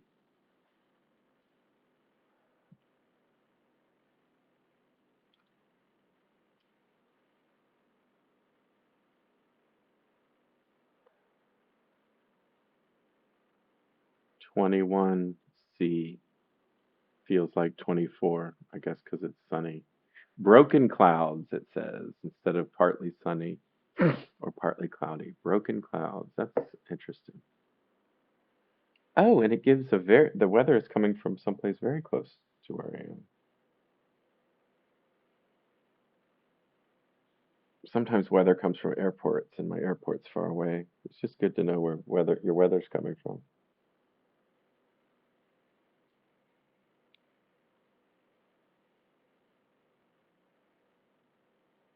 The wind is coming from the northeast.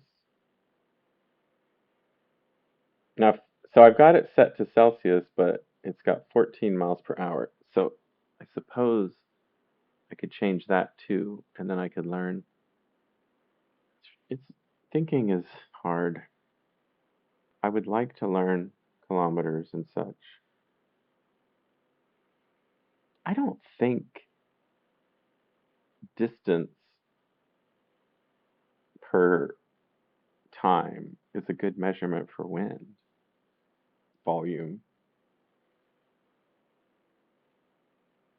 What is that supposed to mean? If the wind is blowing 14 miles per hour, how am I supposed to conceptualize that? If I'm in a vehicle going 14 miles per hour on a normal day, that's what it feels like, I guess. Maybe.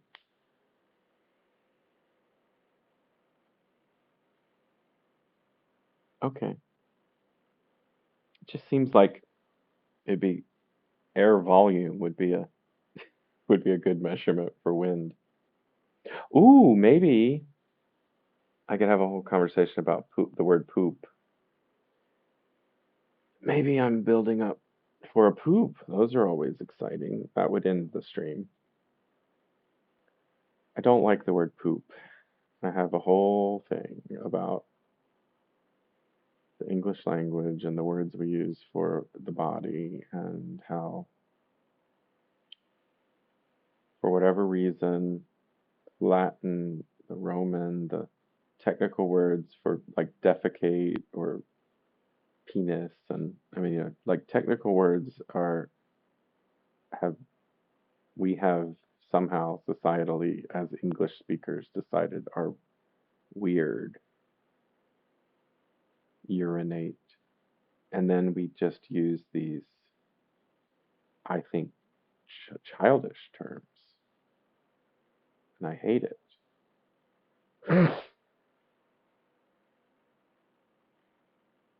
One of my friends uh, just flat out says Scheisse in English. Why can't I said fuck? Why can't I say shit? Because she's like, it's just I can't do the baby talk, you know. There's nothing wrong with just using a word. I looked up the root of dirt, and dirt is like excrement. It comes like dirty, whereas like earth and soil, sand, those are different than dirt. I thought that was a little bit interesting. Where and mud is just mud, but dirt specifically is excrement. And we say things are dirty, and we like wink and be like, ooh, dirty, sexy time. I don't like it. I don't like it.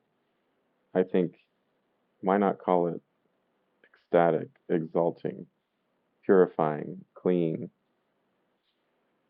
amazing, natural, exultant?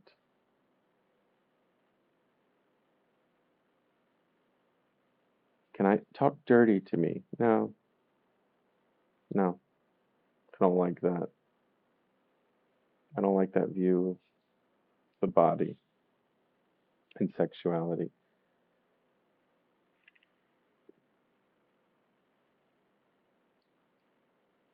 Talk transcendent to me. Your body is a wonder from your toes to your hair on the top of your head and all of the hair in between. If we had the time, if you'll give me the time, I will count every hair on your body. We may have to take breaks for meals. We may, we would definitely need to write it down.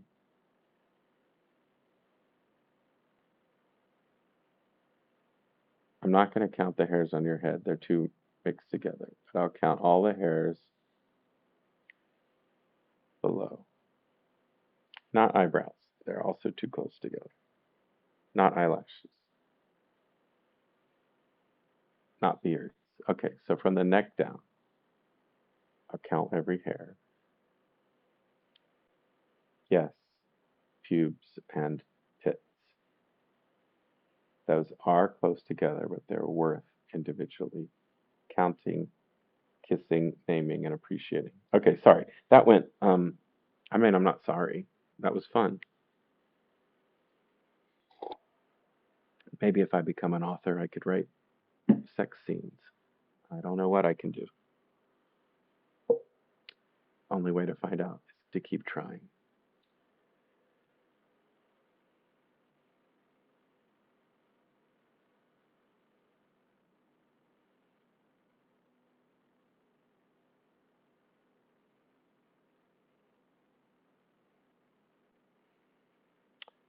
Oh, my friend is giving me, I asked for envelopes. I think that because I'm going to be doing my art mailing, and they're larger. The ones she has are larger than I want. 6 by 9.5 inches. A10. Oh, what is 6 by 9.5?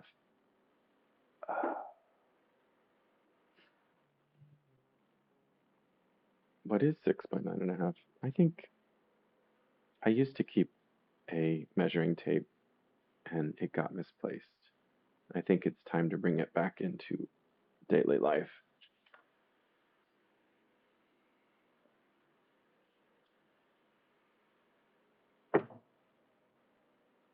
Oh, crap. I have more than one measuring tape. This one has a warning on it that it has no centimeters. That really pisses me off. Oh, I've learned when I hold things up for the camera, I don't hold them long enough. Uh,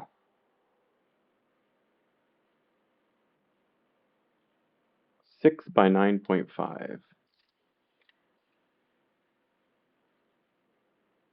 Why not? I'll draw it since I'm about to get a box of these envelopes with a crayon, a red crayon.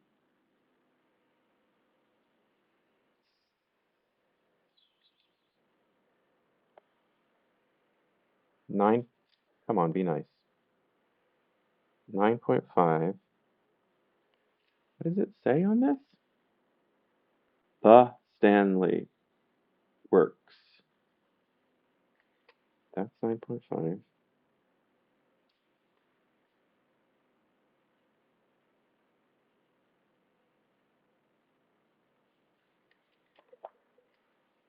Whatever. I'll just do my best at doing a straight line. This will be interesting. By 6.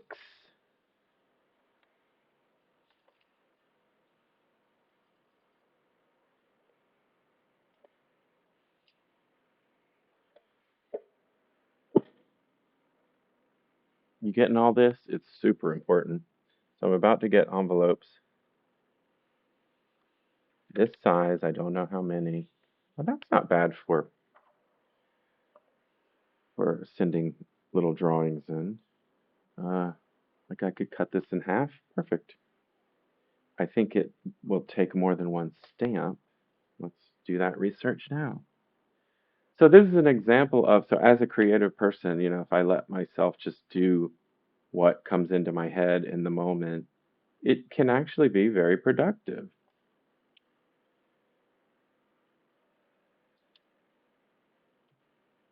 To me, it feels more productive than the job I used to do.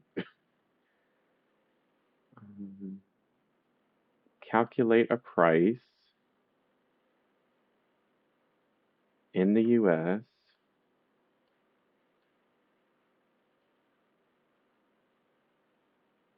What are you sending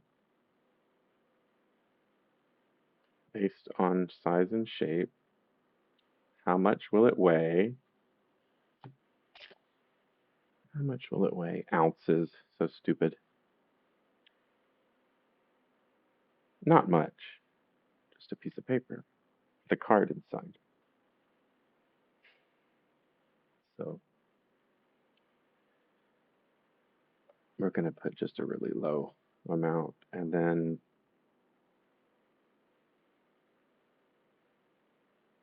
oh, so, well, we'll call it a letter. We'll see what the dimensions allowed are.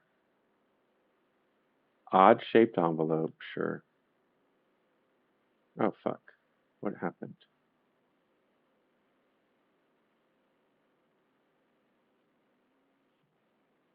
Maximum length 11 and a half by 6 and 1/8. What did I say this was? This was 9 by 6 by 9 and a half. So let's write that down. Do we want to write it in red? Yeah, so we know that it goes together.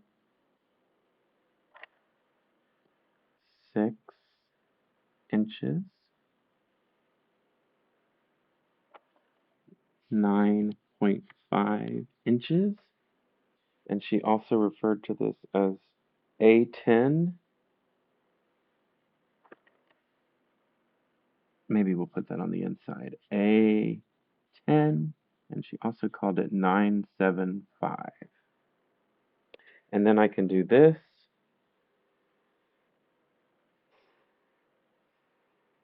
So I know that it's an envelope.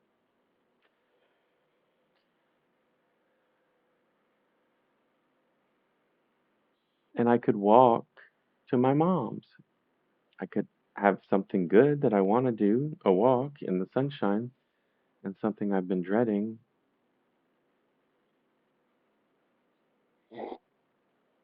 in the middle of the walk. And I can wear glasses, dark glasses, to hide my tears. So, so this says it would cost possibly $1.12,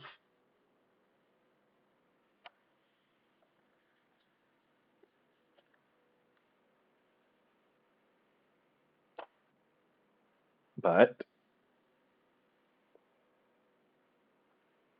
it might cost a different amount.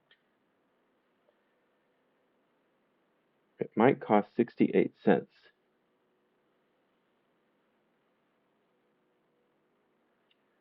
68 cents. Max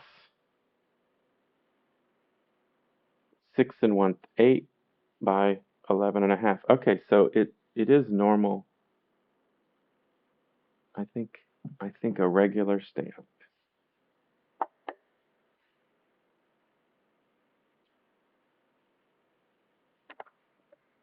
I'll put a slash through it.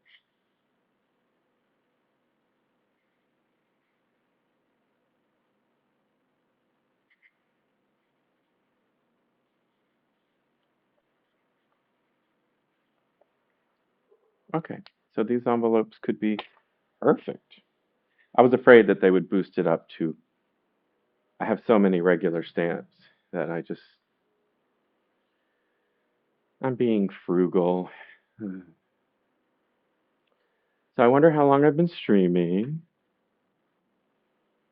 Almost 2 hours. Um, my tummy's feeling iffy.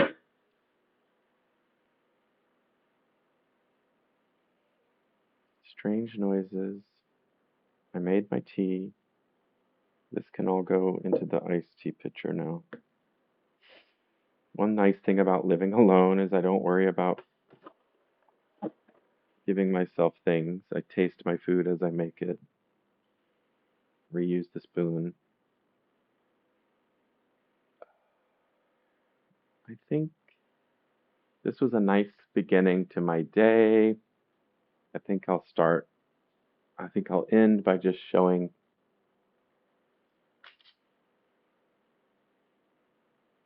stuff. I love this plant because it keeps going. It's had ups and downs. We are good friends. I'll check its soil. Pretty dry. It's ready for a drink on this Monday morning. Stay hydrated. I keep my water in this cart. I hope to, over time, process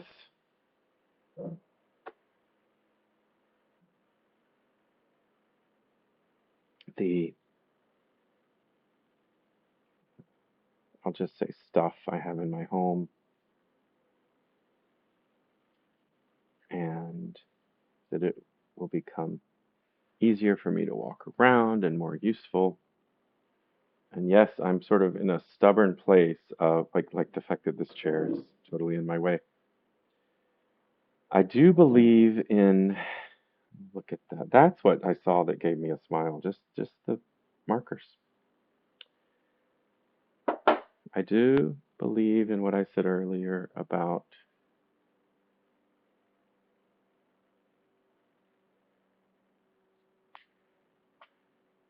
well, apparently I'm still talking, so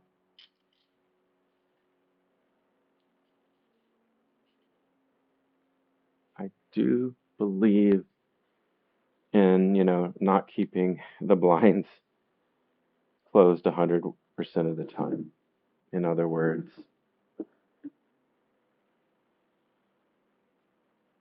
things can be moved. I've got in this studio, I've got lots of stuff on wheels. There's always projects going on. I'm always moving things around. I don't want to transform myself into some alternative that says this always has to go here. You know, this is set in stone or whatever. I found a place and that's it forever. Don't I don't think that's conducive to getting creative things done. And gosh, everything that I'm saying applies to thoughts too. I don't want to have just these are my thoughts. This is the limit, and I won't deviate ever from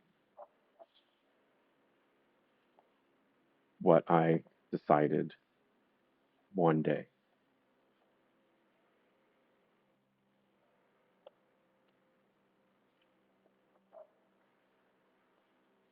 While at the same time, it has been really difficult to be open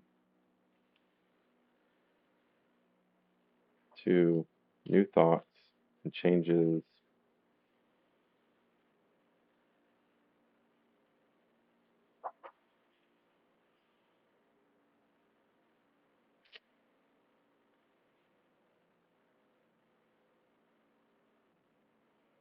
Thinking is hard.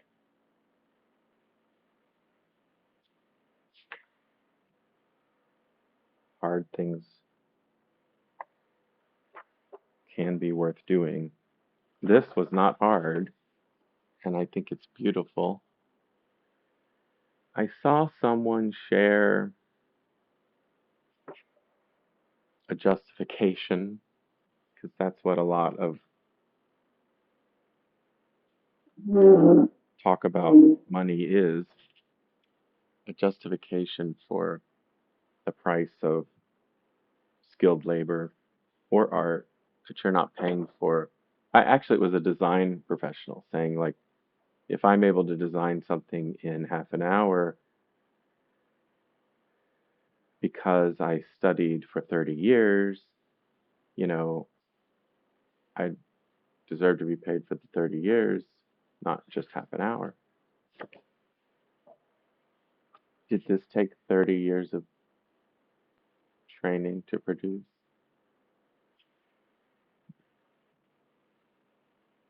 I think with the art that I do, well, number one, I don't like having to justify. I think that's a mistake.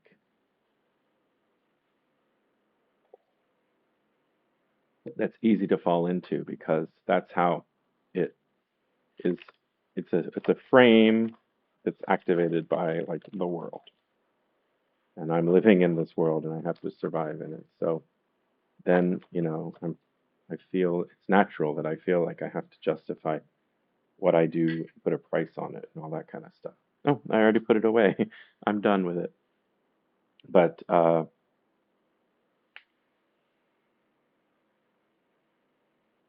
this is strange. To my eye, this does not look as long as the table, but I thought that I had measured it. So,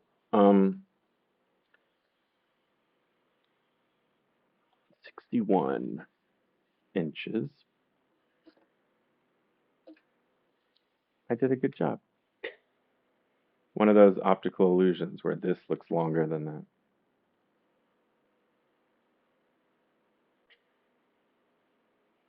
So, one of the things that I examine when I look at attention span, losing focus, I know that I don't like talking about money and my, you know, right to earn a living and existence. So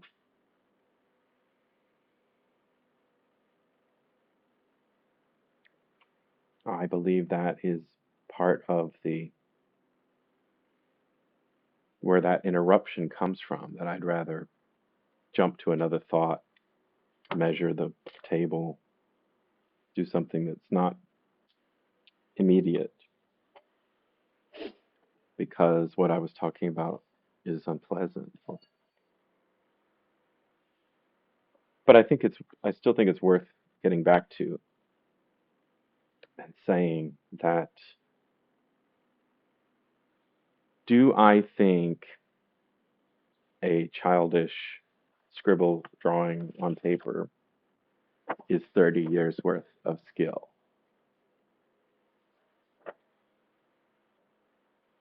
There's a quote from Picasso that said it took him a lifetime to make art like a child. And of course, I would say that's not true. I don't even know if it's an authentic quote, but children don't, children's art doesn't get sold for millions. Children don't get paid for art. Children don't even care if it's called art. They're playing, they make something, they move on. It's a totally different thing. Part of the difference between, I mean, what makes an artist as an adult? What makes what makes anything that adult? What's the difference? Um, I think this kind of incorporates the designer's quote about 30 years of training. It's an affirmation of humanity that what you've done for your lifetime is worth it. Children, in most cases, hopefully, are taken care of by parents. I love affirming the things that children do, but they're at a stage where they don't stick with the same thing for very long. They're hopping around. Children, sometimes you see a child who's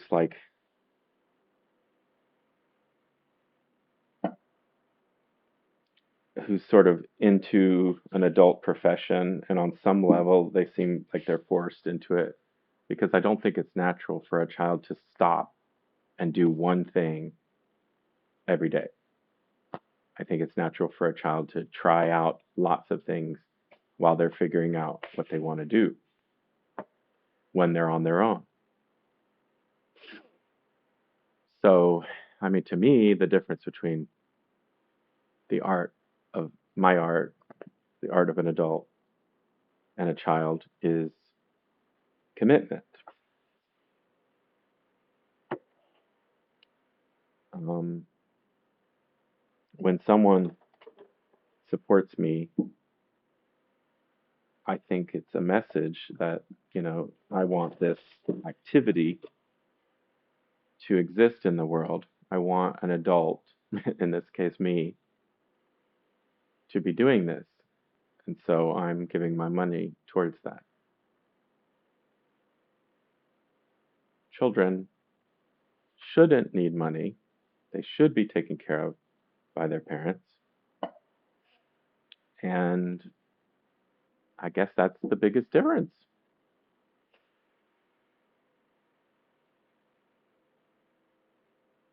Looking at art in a museum is saying, a human being decided to do this for decades, for years, for a certain amount of time. Children don't have that commitment. And somehow it's felt. I look at children's art. Oh, so if I ever finished my psych degree, which I doubt that I will, I thought it would be cool to do an experiment where people are evaluating art made by a quote unquote professional like me, and children, and maybe like elephants or monkeys or something. Like, on the one hand, I want to say, "Ooh, I'm rooting for me. I'm rooting for the adult to get the highest ratings of feedback. But I think also I don't care. I'm curious. I think it would be a difficult experiment to conduct because how would you select the art? But on some level, I don't think the art of an elephant or a child is the same as mine or Picasso's or whoever's.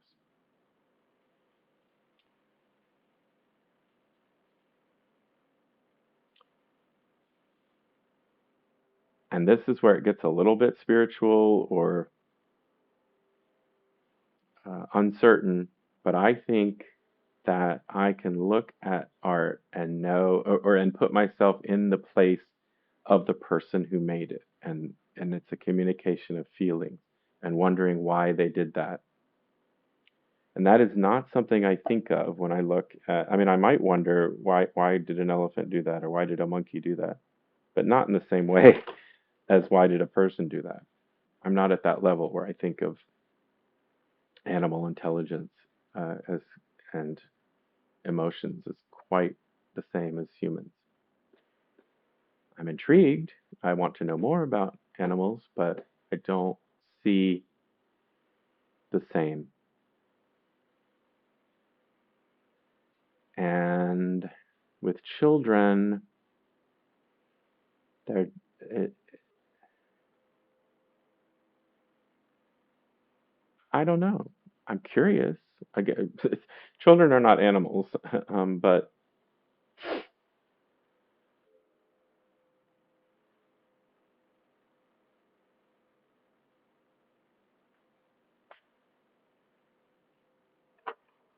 when I look at a child's art, if it resembles adult art that I like, to me, I feel like I don't see the same commitment. I don't see the commitment. Or just forget whether or not I see it. There isn't the commitment. Factually, there is not the same commitment from if a child made the same thing, they didn't spend years thinking about it or whatever it's taken me to make it. I always hold that art is not the product, not the finish, but the process. So, yeah, an adult artist and a child artist could produce the exact same work, and I would have different feelings about the one made by the adult than the child. I think it's a theory.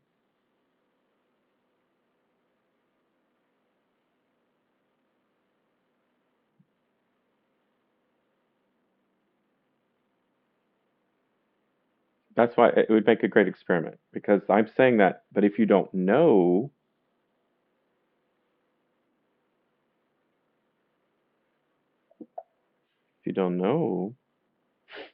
and they look so similar, do you get that feeling? Do you still get that feeling? I don't know. But either way, like I said, I don't think it's important for me to justify the art that I make. I think it's good for this to exist in the world. There are not enough kids pumping out, or like people put kids art on the refrigerator with magnets, and people put adults art in museums. Maybe that's the difference. Um,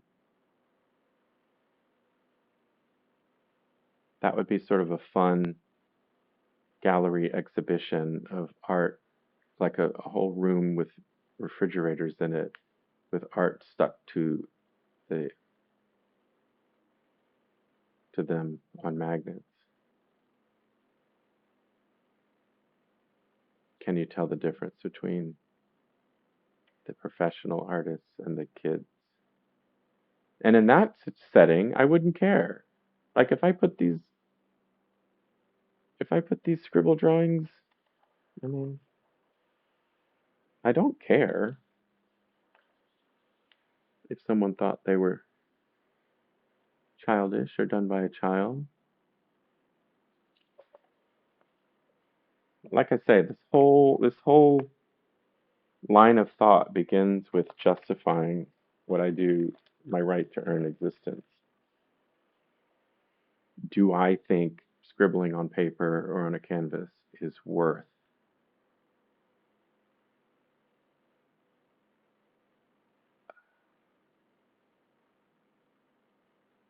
my time, my life of a lifetime of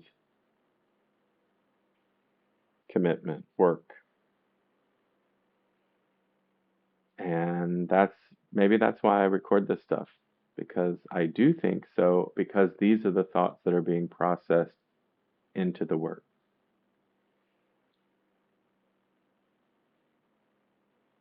Nothing until now, no written artist statement that's been edited and sort of with an eye for marketing. There's nothing I've done until these streams that are as accurate a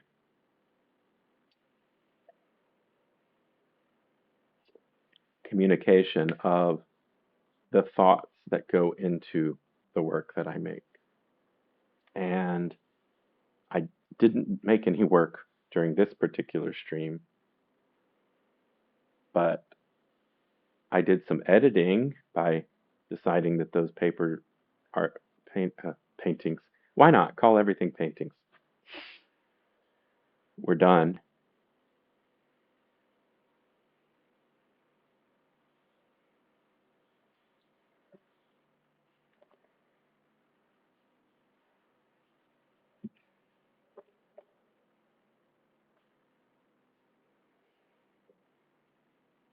I want the world to be different. It is not different. I have a choice. Give in, accept the reality of the world as it is. Well, what does that even mean? You're oversimplifying. You do accept that the world is not as you want it to be. You are very the breeze. You are not in denial about that. Correct.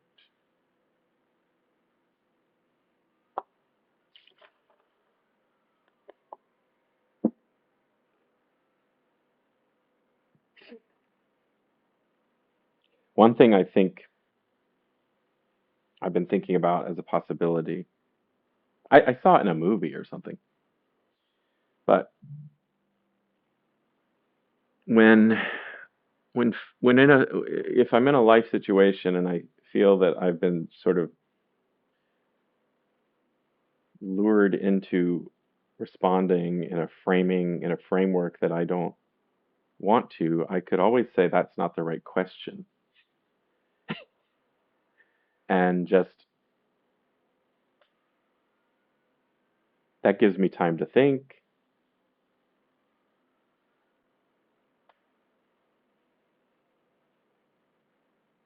There is something selfish about my message and what I'm doing.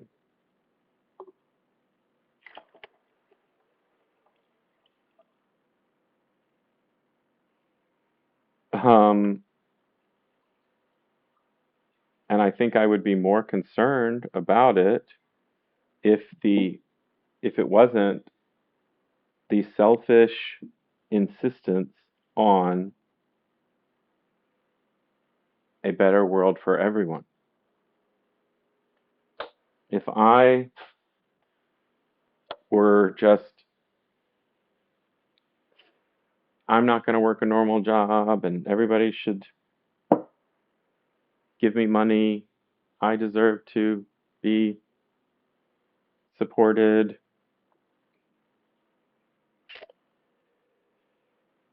I mean, that's not me. That's not what I say. What I say is,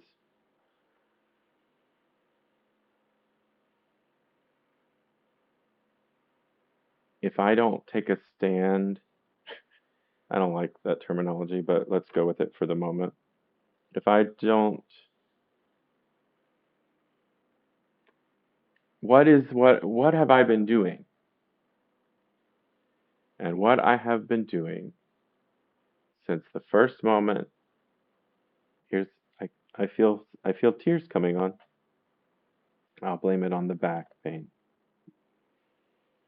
I'll check my messages.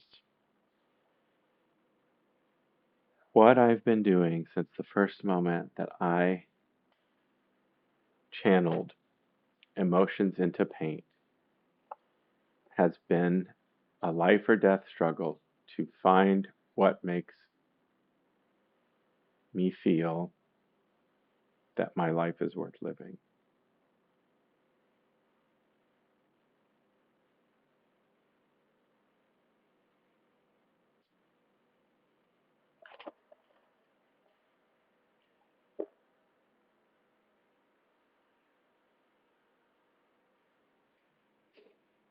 And one of the reasons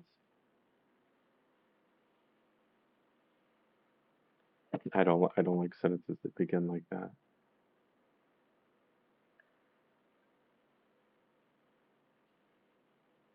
Mm,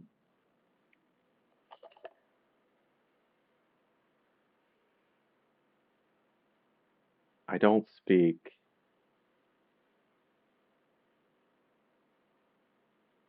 I've sometimes in the past I've fallen into, you know, a pattern that I don't think came from within. My intention is not to speak for others, is not to say, this is how I feel, is how life should be. Others should live as I do. Not at all. None of that.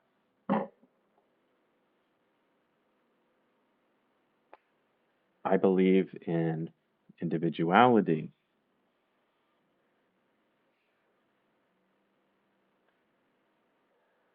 mixed feelings. To have you zoom in or not. It's easier than me to just leave it where it is. I believe in respecting myself because I believe in respecting all. Or maybe I believe in respecting all because I believe in respecting myself. What does it matter?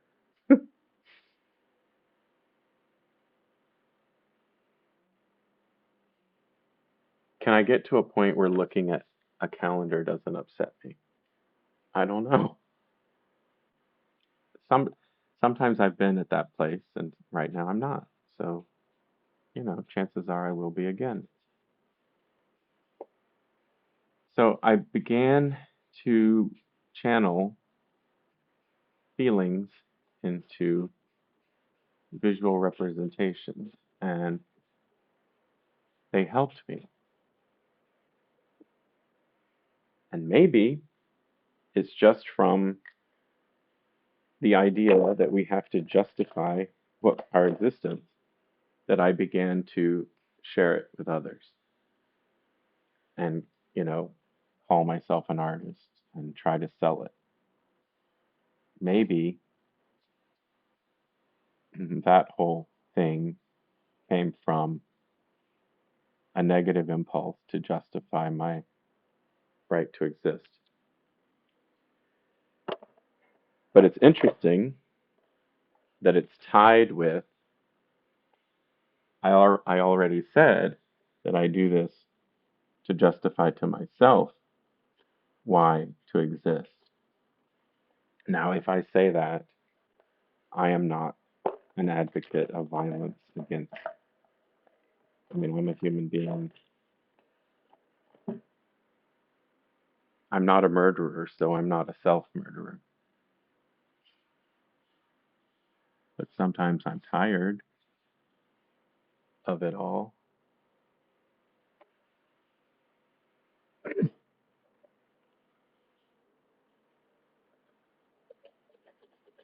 so the funny thing is, I could say something like artists become who they are because of blah blah blah blah blah.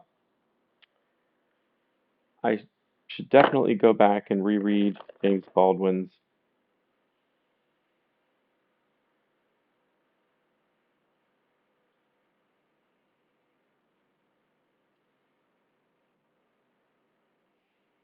I'm going to my YouTube because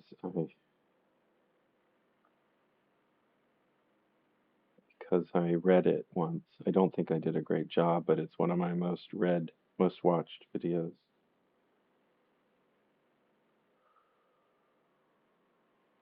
Oh, where is it? The Creative Process by James Baldwin. So he, I'll have to reread it, but I'm pretty sure it's full of a lot of the artist is this. This is the artist's role in society. Blah blah blah blah blah blah. I mean, that's the way a lot of people talk. I'm trying to get to a new point where I don't talk like that, where I can say, this is potentially of use to you. I'm going to tell you my story. It's up to you to figure out uh, if it applies to you. I think that's a level of respect for your autonomy. I'm not putting down James Baldwin and saying he doesn't have respect for others' autonomy. I'm not saying that anyone who tries to generalize is bad. There's plenty of science when you have evidence and you generalize, super cool. That's very useful. Medicine.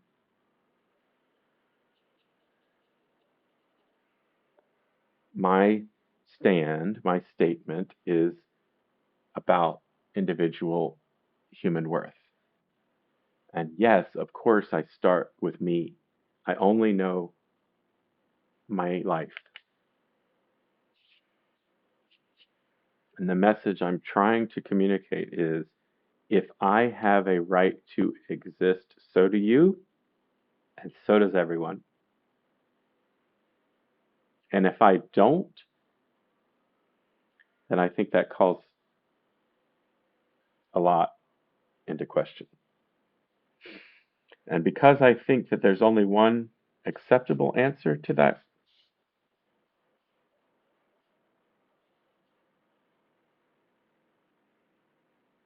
I have, I think it's called motivated reasoning, which is I already know the answer, so I have to find what gets me to there. And the answer is that I deserve to live.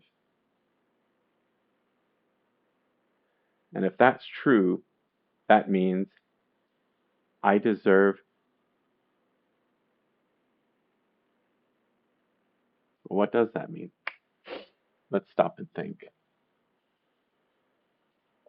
In an earlier video, I talked about my difficulty with the word deserve. And I think that's a real crux of my struggle. Because deserve it means basically to be served. I need to be given. If I deserve to live, that means that I am owed a living.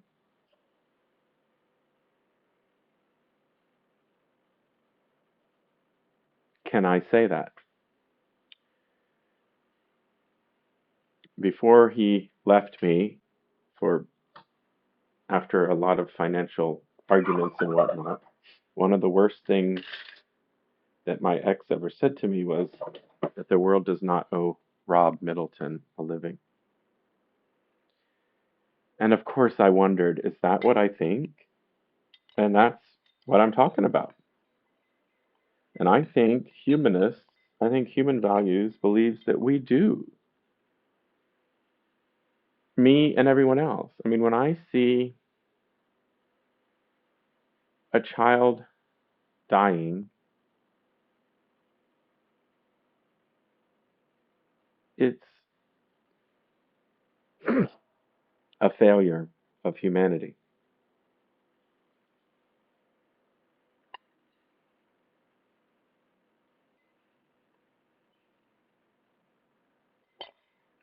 I have every, I mean, why would I, how can I value strangers and not myself?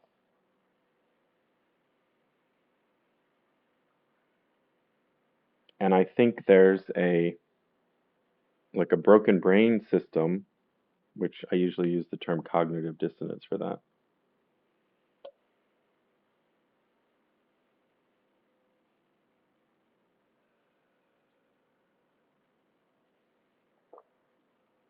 because we know the way things really are.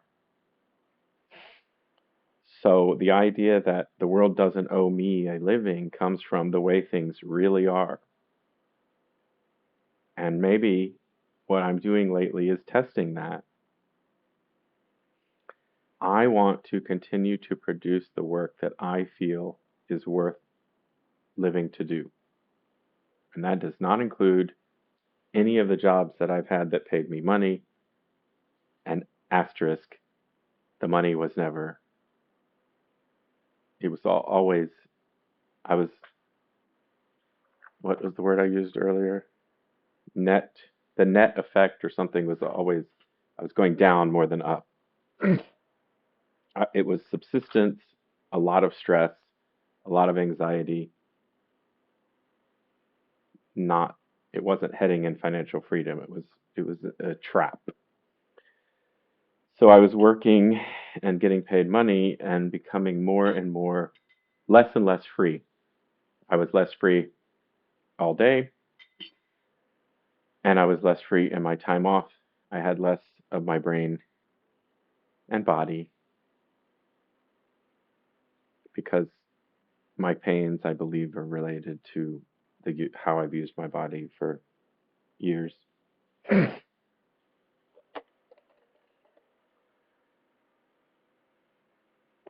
And every time I fall into this type of discourse where I'm justifying what I do, I'm justifying my right to exist, I'm trying to get followers, viewers, clicks, likes, dollars, sponsors, all of that feels so negative to me. All I want to do is be and to share my message of love and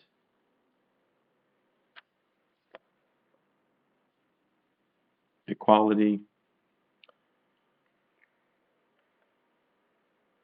positivity, joy, humanism, the way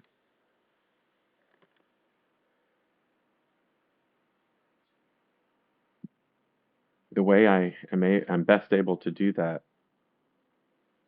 has been the choices that I've made in recent years. My creative output is more than it's ever been, and I have so much excitement about.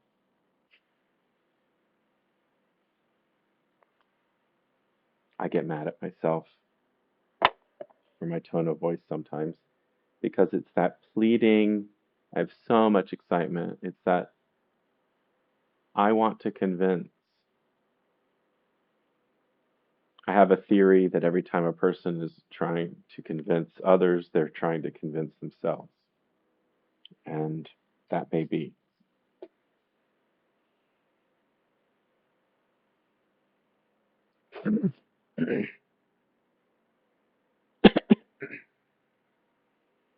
Oh, but I did want to get back around to maybe the reasons that I have the ideas that I do think they may be linked to my feeling of alienation from others around me. Because I think that I was in a position where I had to come up with a justification for my existence. And maybe others don't find themselves. I mean, I think we do. I think deep down that's existentialism, and I think humans do. But I think that it is, from what I see, it seems like it's often the case that we can justify our existence by the way others feel about us, and we think, well, if I mean, maybe people stay alive. Well, I wouldn't want to hurt this person, let this person down. Um, Not because every human being deserves to be alive, but like I'm focused on my interpersonal relationships, my situation.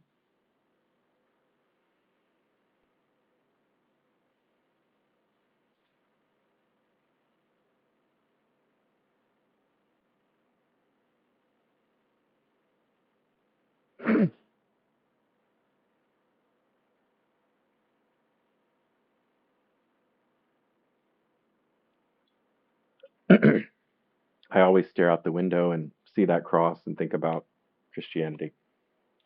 What I said before about convincing others, trying it means trying to convince yourself. That's my attitude about the faith I was raised in. I feel that excessive, oh God, there's so many words. There's so many words from history: proselytizing, evangelization, the Crusades, um, conversion, whatever the words for, the explorers would go to a new place, and I mean, they would do missionaries, all these words like mission, and so many words that are like tainted because of association with violent acts in the past, and so many violent acts linked to spreading the faith.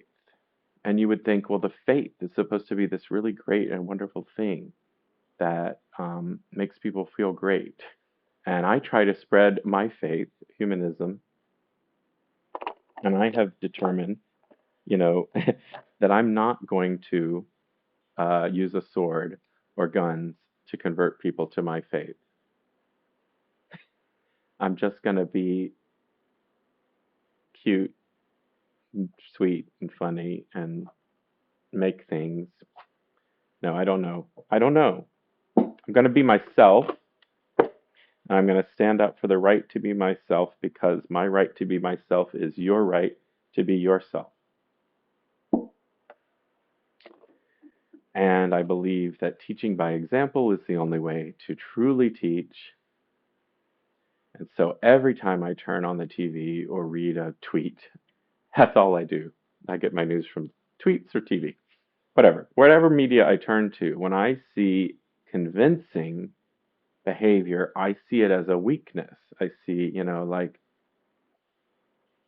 can't you just be and trust that the strength of, like, if I really believe that what I do is valuable, then wouldn't I just put it out into the world and not have to tell you that it's valuable? I've already decided this recording is worth it, whether it's being seen or not. I've already decided this activity is worth it, whether it makes me money or loses money. And I've spent, you know, my adult life working to convince myself of that, that living is worth it for the purpose of what I decide.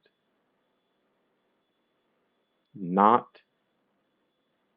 I mean, so that's what freedom is to me: autonomy.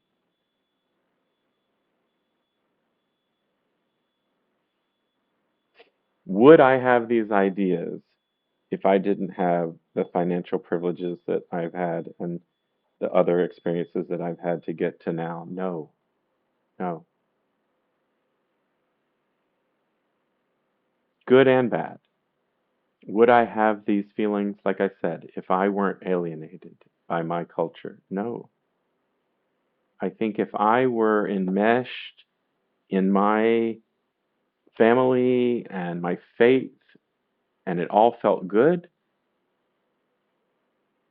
for the most part, more good than bad, just, think I don't like binary, but there's percentages.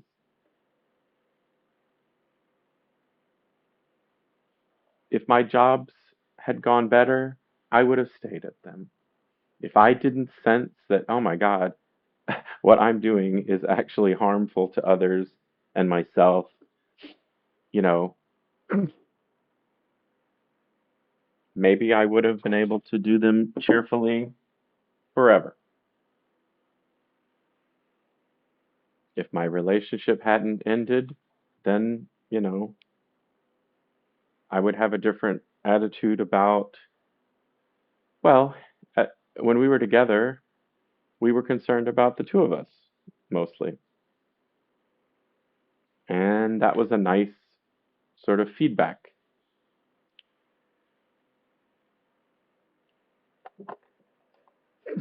I used to think, well, if I could just find one person who I can, relate to, get along with, that's a success.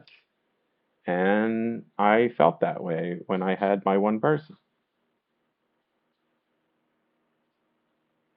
And that seemed like enough. And it is enough. All of it's enough. I am not, as I said, I am not here. My life is not about undoing what other people are into. My life is about spreading a positive message that, you know, I just heard a helicopter. My life is about positive messaging, loving myself, loving others. And I want to set that example. It does cause conflicts. The conflicts already existed within me. One of the things I wonder is, I bet, I suspect other people feel a bunch of conflicts with the way things are. And I suspect that that interferes with their abilities to function. So I think, well, I'm probably not so special and unique. So why don't I share? I have no fear of sharing. I have no shame. Freedom's just another word for nothing left to lose. I've become more free the closer I've become to financial ruin, let's say.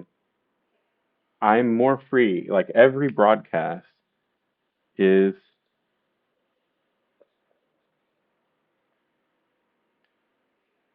I mean, yeah, on some level, it's an appeal for money, but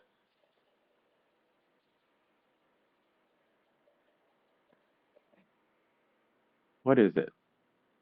Every broadcast is the words I'm thinking of, example, assertion, attestation, statement. None of those seem big enough. Testament, that has religious implications, but also it just comes from putting into words, I believe. I don't really know what test means, actually.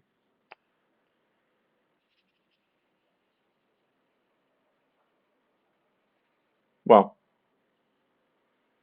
someday I'll edit this and have a better word. But what I am doing is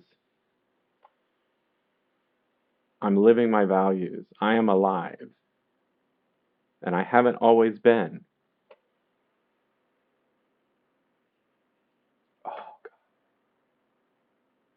God.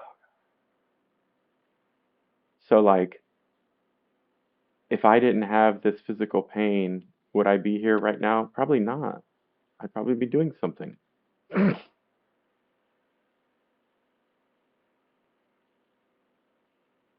If I weren't up against a wall financially, would I be doing this? I'm not sure.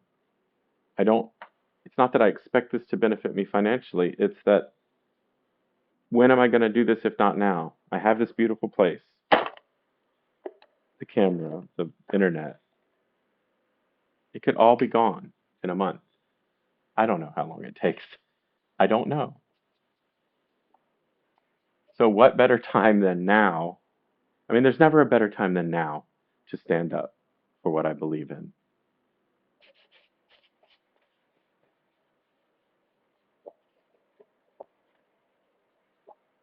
So that's why I keep quoting freedom is just another word for nothing left to lose, which is from a song, the Janis Joplin song. I don't know if she wrote it. I believe so. I say I believe so. I have no idea, but I believe she was a singer-songwriter. Freedom's just another word for nothing left to lose, nothing. Oh, it's me and Bobby McGee. Nothing if it ain't free.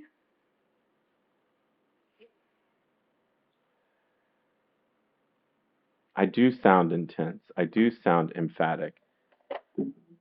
That may be the motivation of desperation.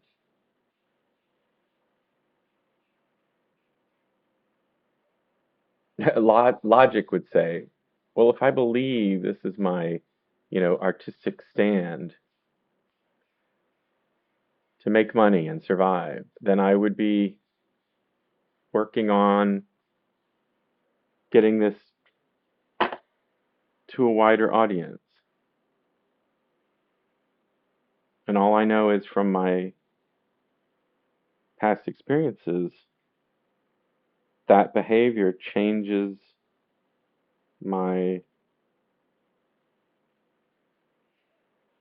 changes my performance, impacts my performance negatively. I've said multiple times that I want this one to be less busy and everything I add to it is more busy. But that helped, that went with the emotions that I was feeling at that moment. And I can allow things to, they don't have to be finished right now.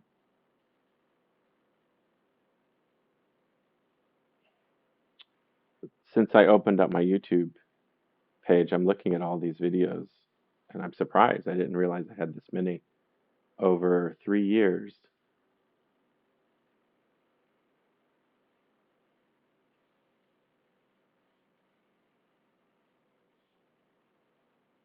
I do have a body of work. I share it in multiple media.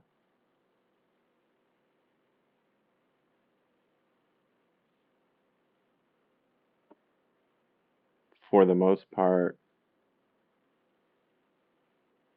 it all communicates the same message. And,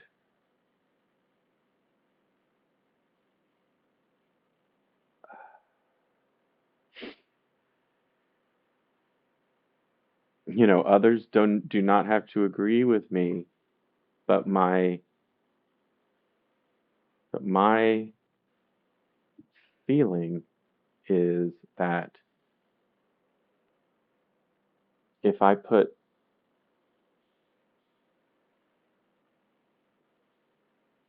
my focus on the spreading of the message, I've removed my focus from being true to the message.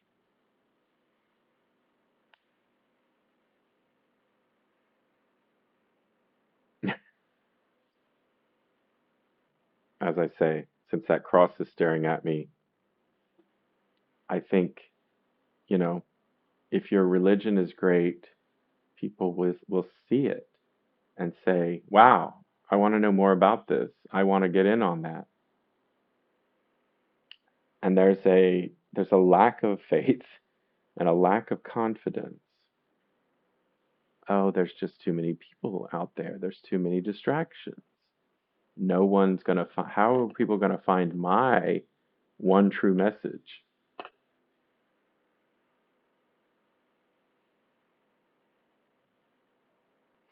Well, we'll just bomb them until they like us.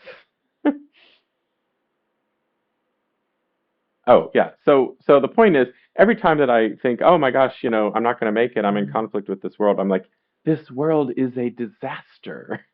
This world is a war crime, a hate crime. This world is, it's not a question of, well, most of it's good or it's mostly good. Yes, individuals, nature, all that. Yes, good. The systems are not good.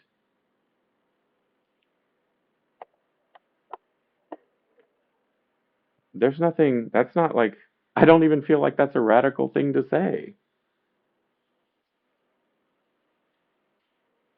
This whole thing is hanging on like one little plastic push pin. Sometimes they do break. I might add a couple others to distribute the load. What I want to do and what I'm excited about, because when I feel that it's happening, it feels good. I feel good. What I want to do is remember where I put things in my house, for one thing. And that means giving myself the time to respect that what I do is valuable.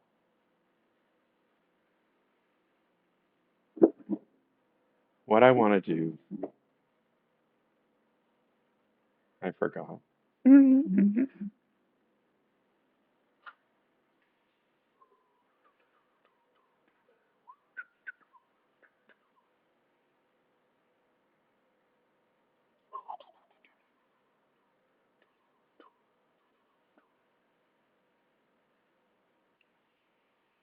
One thing I want to do is stop talking that like that. Like, because it's a convincing way of talking. What I want to do. It's funny. My, what are they called? Ears picked up a noise, and my first thought, it was like it was coming from near where the camera was, and my first thought was, "Oh, you're here. You're in the room. You moved." That's not the way. That's not the way streaming works. I don't know what made the noise.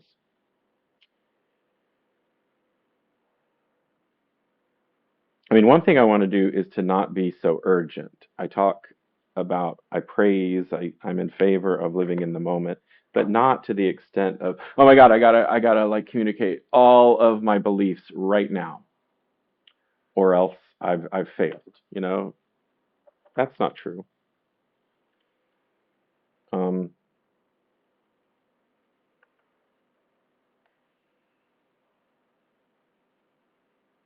I kind of have to make a decision about this, and in the moment, I'm going to say that it gets push pinned to the wall. Uh, so I think living in the moment is really about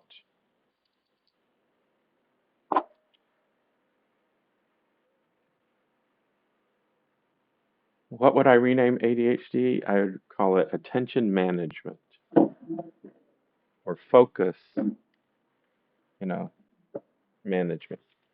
Living in the moment for me is deciding what how to prioritize my impulses.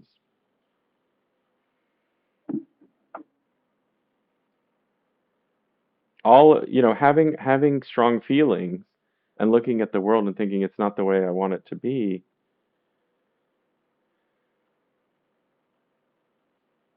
I think that's natural, and I think it is, you know, probably not possible for things to change to meet the to change to suit my values, to suit my preferences. I don't think that's going to happen. I definitely don't think it's going to happen rapidly. So, living in the moment is also includes acceptance that this moment is imperfect. What would a perfect moment be? Maybe like a walk on the beach, holding hands with somebody lovely. Yeah, there could be perfect moments. It doesn't solve everything else in the world, but you can lose track.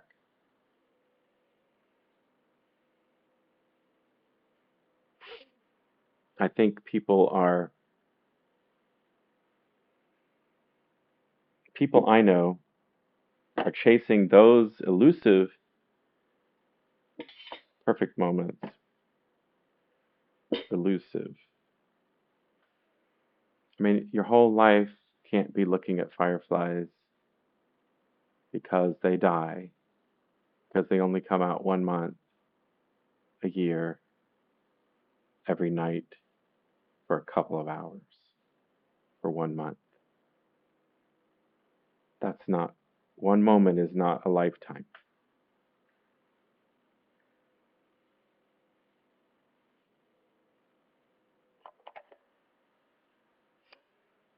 So it's the management and the prioritizing that matters, right?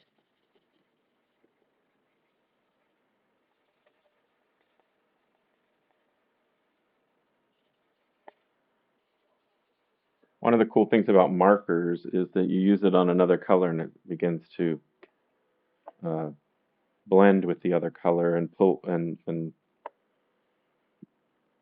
thin the other color. Because inside a marker, it has to be thinner to transfer the color. So yeah, that's cool. That would be a kind of a cool packaging to just have. Could you just have a tube of thinner that you rub over? It's probably another word for it that you use to blend other colors. If so, I would like that. I would use that. So in my life, I mix together, okay, sometimes I'm drinking tea, sometimes I'm making art, sometimes I'm wrestling with the world not being the way I'd like it to be.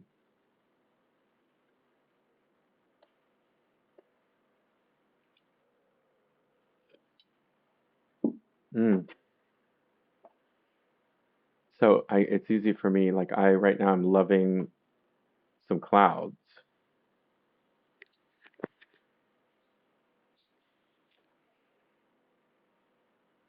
Soon I need food. I thought my friend was going to bring me food. And I'm supposed to walk to my mom's, and it's not sunny anymore. So I love illustrating things.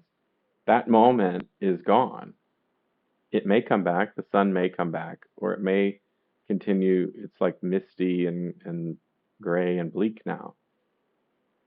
I would not have the same vitamin D or endorphins if I took a walk to my mom's now. I'd probably rather drive. And it's something I've been dreading and I need to do. So I may be indulging by doing this stream, which is something that I like. Mixing things, and I wanted to work on this some more, but I don't have to. There's no, deadline. So I can manage my attention. I can prioritize my focus, and I don't have to feel that what I've been doing is wrong, but I just say, now it's time to move on. I need to urinate. I would like to urinate. I might need to medicate. Anything else? There's a whole song of words with that ending. Alleviate. Try not to hate. Don't suffocate on your own hate.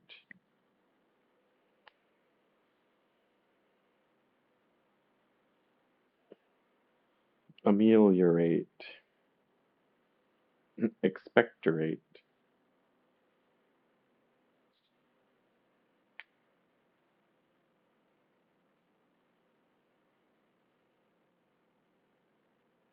It's not dark. Maybe I could walk and not be unhappy, but the mood has definitely changed out in the world. Some of us are very I mean, I say some, I would think all, but some of us are very influenced by the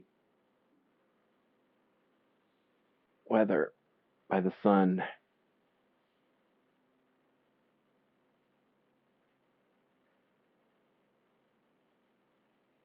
Well, I'm not going to go back to bed. I am in pain. I probably only have a few good hours left in me.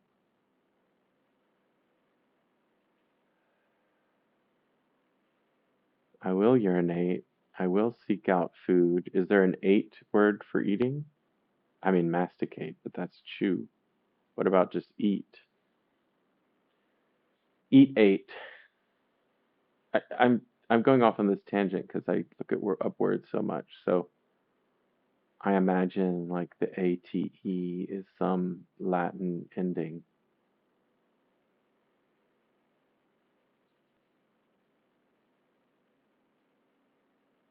There's a whole thing about English being a merger of Latin, Romance languages, French, and Germanic languages, and the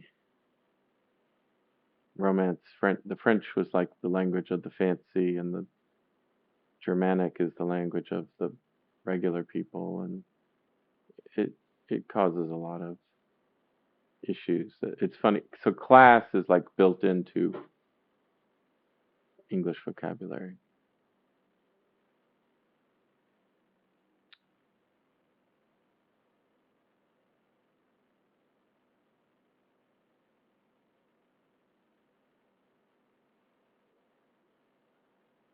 Oh, why do I need it to be sunny? Because it's so sad for me to go see my mother. And that's a shame. But I can just bring my real self to her. I can give her a hug and I can cry if I want to. Or if I, yeah, want to is fine. If my body signals that.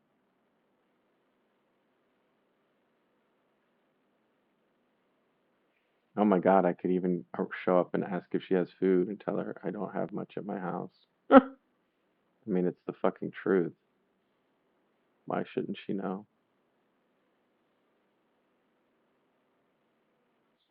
I mean, what could be a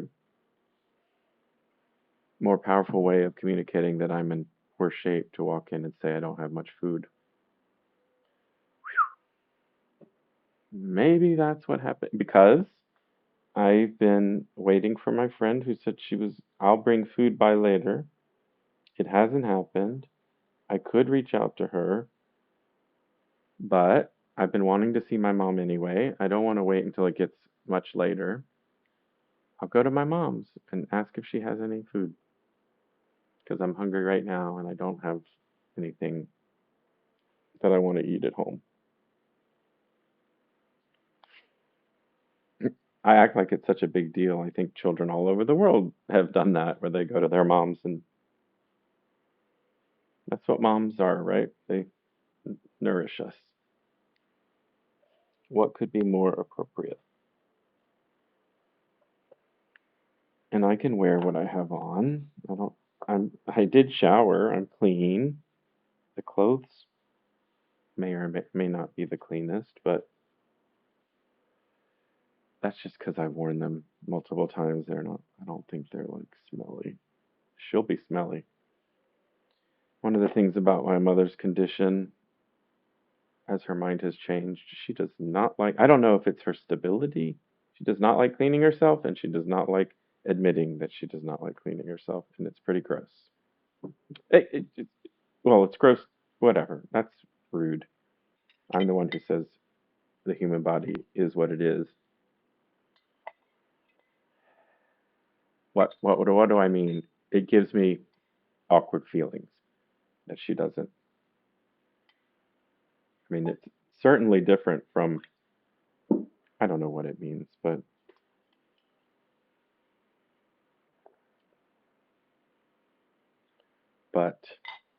I don't have a lot of control over that. There's a bunch of decisions that were set in motion without my involvement. I don't have to fix all of that today. All I have to do is go and connect with my mother and let her know that I'm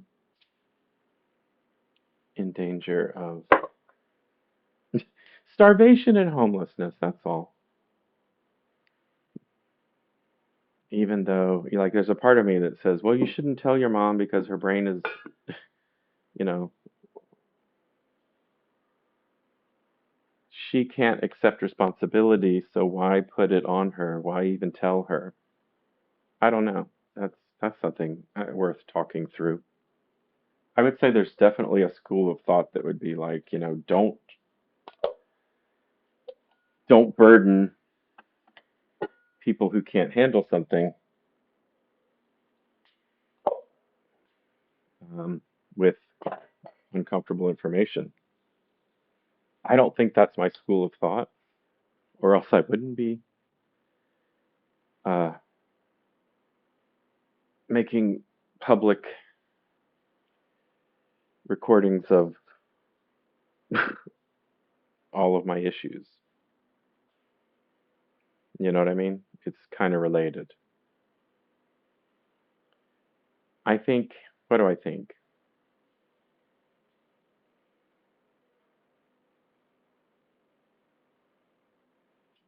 I think I can share with her as much as as I feel like, and as much as I feel that she can. Hmm. I just had a thought. Never mind. I'll figure it out.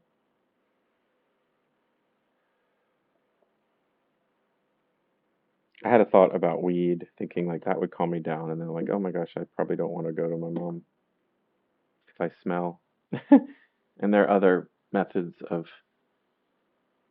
that I could use to take it.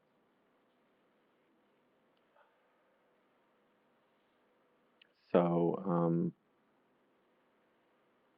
some of the positive effects of marijuana are that they settle the stomach, they create appetite, those two things I need right now.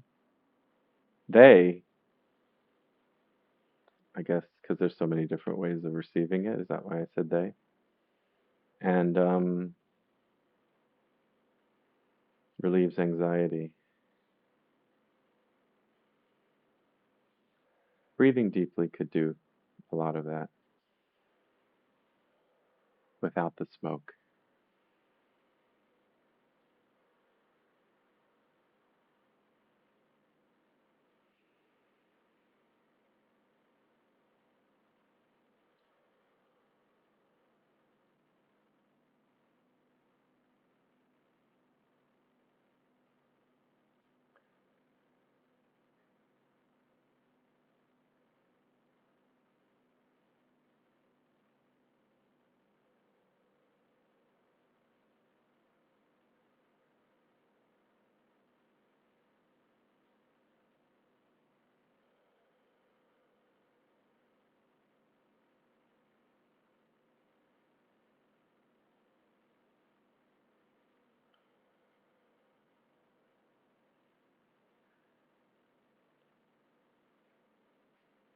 What I just talked about makes me think about my back, and I do have a bias that, I mean, I think that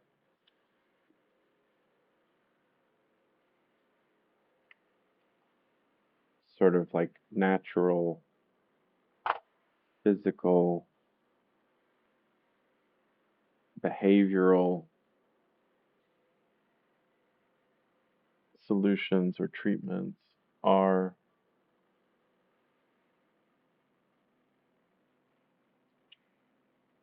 preferable to drugs. And yet, I have an appointment on Wednesday that I'm looking forward to where drugs are going to be injected into me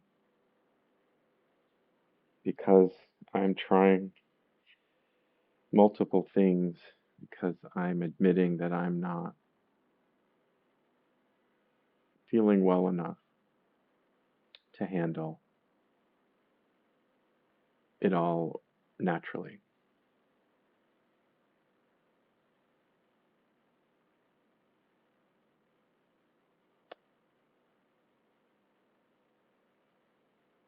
For all the money that's been spent by me and by others on these injections, maybe I could just have a year's membership to yoga. But, I also feel like, well, why should I have to choose? Why not do both? All try everything until you get to a point where it's like, this life is good again. And I would. And what stands in the way is money.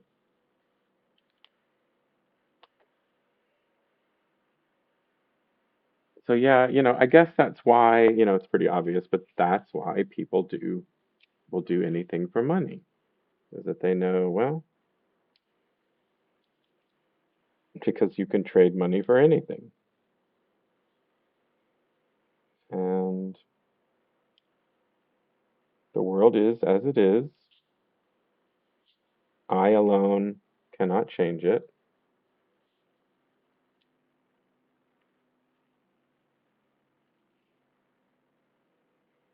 I didn't cause it. So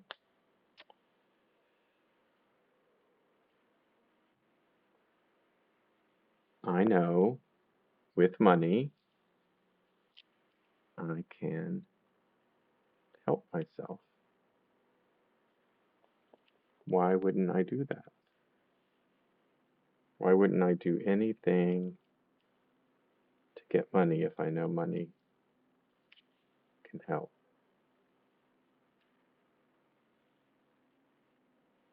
Is this a defense again? Are you going back? Are you retreading, Rob? I think we're just summarizing at this point. And the reason for me is that the stuff I've tried also caused harm. So if the stuff that I did to get money was also causing harm to my spirit and mind and body, um, then it becomes a calculation of, well, how much. And the work I had to do to make enough money, I also wasn't taking care of myself then because I didn't have the time to make decisions for my own good.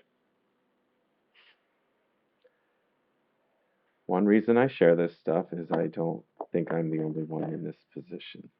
I suspect that it's common. So even though I don't do work to spread this message, well, I do. I put it on every forum that I join. I spread the same message. Um, what I don't do is, like advertise or monetize or SEO. I don't do things to get people to click, make them click. I don't do that. That's true.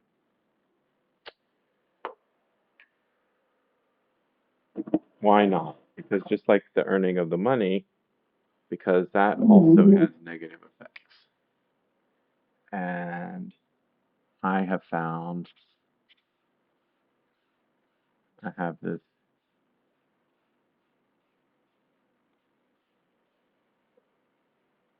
belief that I have this feeling that in aggregate, it can do more harm than good. every time I see, because, yeah, why do I feel that way? Because when I see a lot of influencer type accounts sharing positive,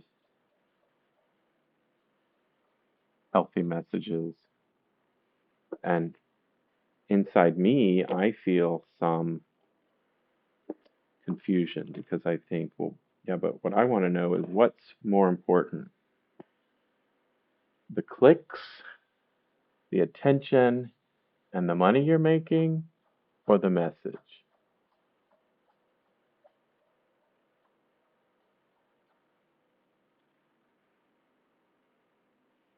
I sort of regret doing this with the markers. And I think a brain, a capitalism trained brain would say it can be both. There's no reason not to be rewarded for spreading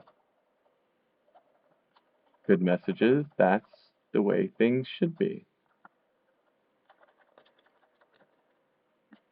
I don't disagree. I agree with that. And I come back around to, okay, but what about when the two things conflict? And if your positive messaging conflicts with your income and uh, fame, which do you pick? And it's been my experience from observing famous people and television networks and politicians, you know, people that I've had the ability to observe who've achieved some, uh, you know, attention in my society. It's been my observation that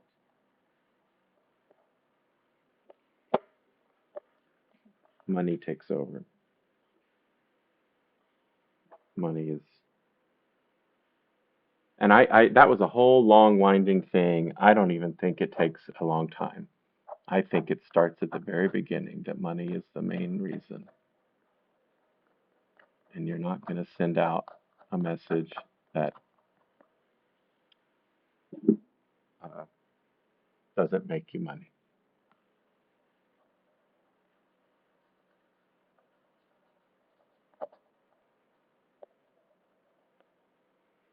And I don't think that I have to be right or wrong. It's not to say, shouldn't there be room for messages that aren't commercial also getting through? So far, I would say society's answer to that has been no.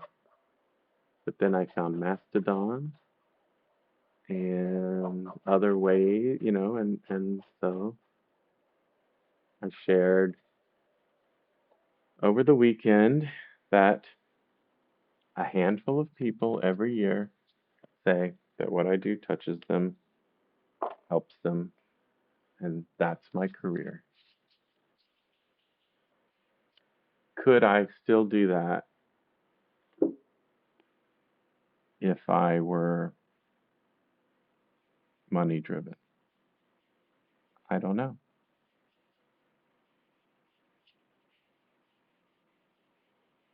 But I just have one life, and based on my experiences up until now, my suspicion is that if I were money focused,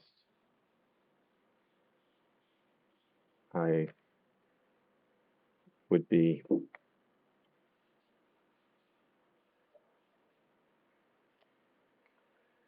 less values focused.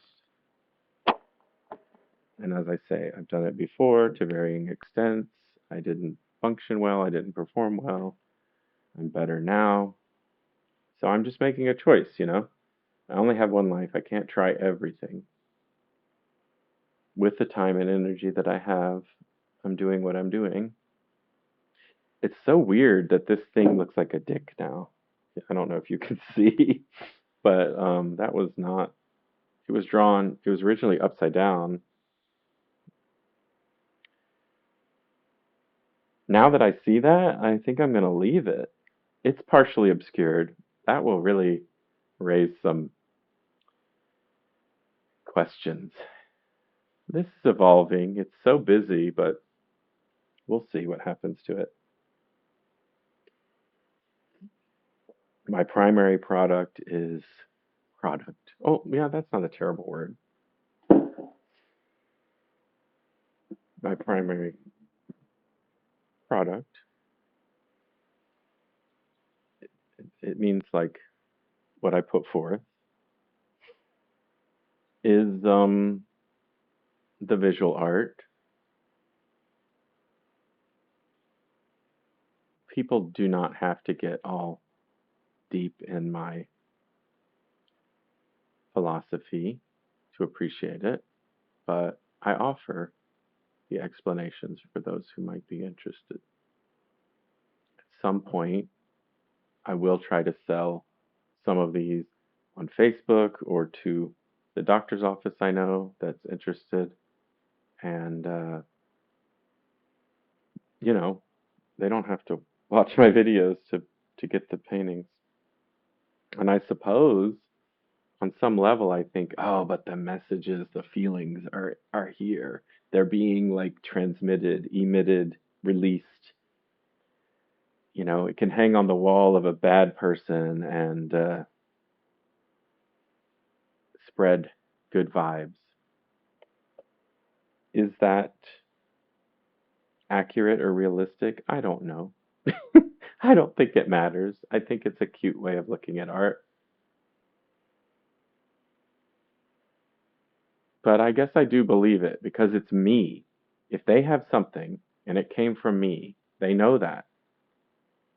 And this is what I emit, so my creations also emit them. They're not like children, they don't have minds of their own. They are more like clones of me. Hmm, that's interesting. I used to think, are my creations my babies? And then sometimes I've thought, well, they're no, they're my lovers. Some of them I want to like make out with, and I wouldn't make out with my own children, but I might make out with clones of myself. I admit it. It would be interesting, wouldn't it? I think it'd be fascinating. But would I make out with a twin? I think that's different because that's a different mind and it involves like awkwardness and consent. But I would, well, a clone. Well, I would just ask them. You want to make out with your skin duplicate?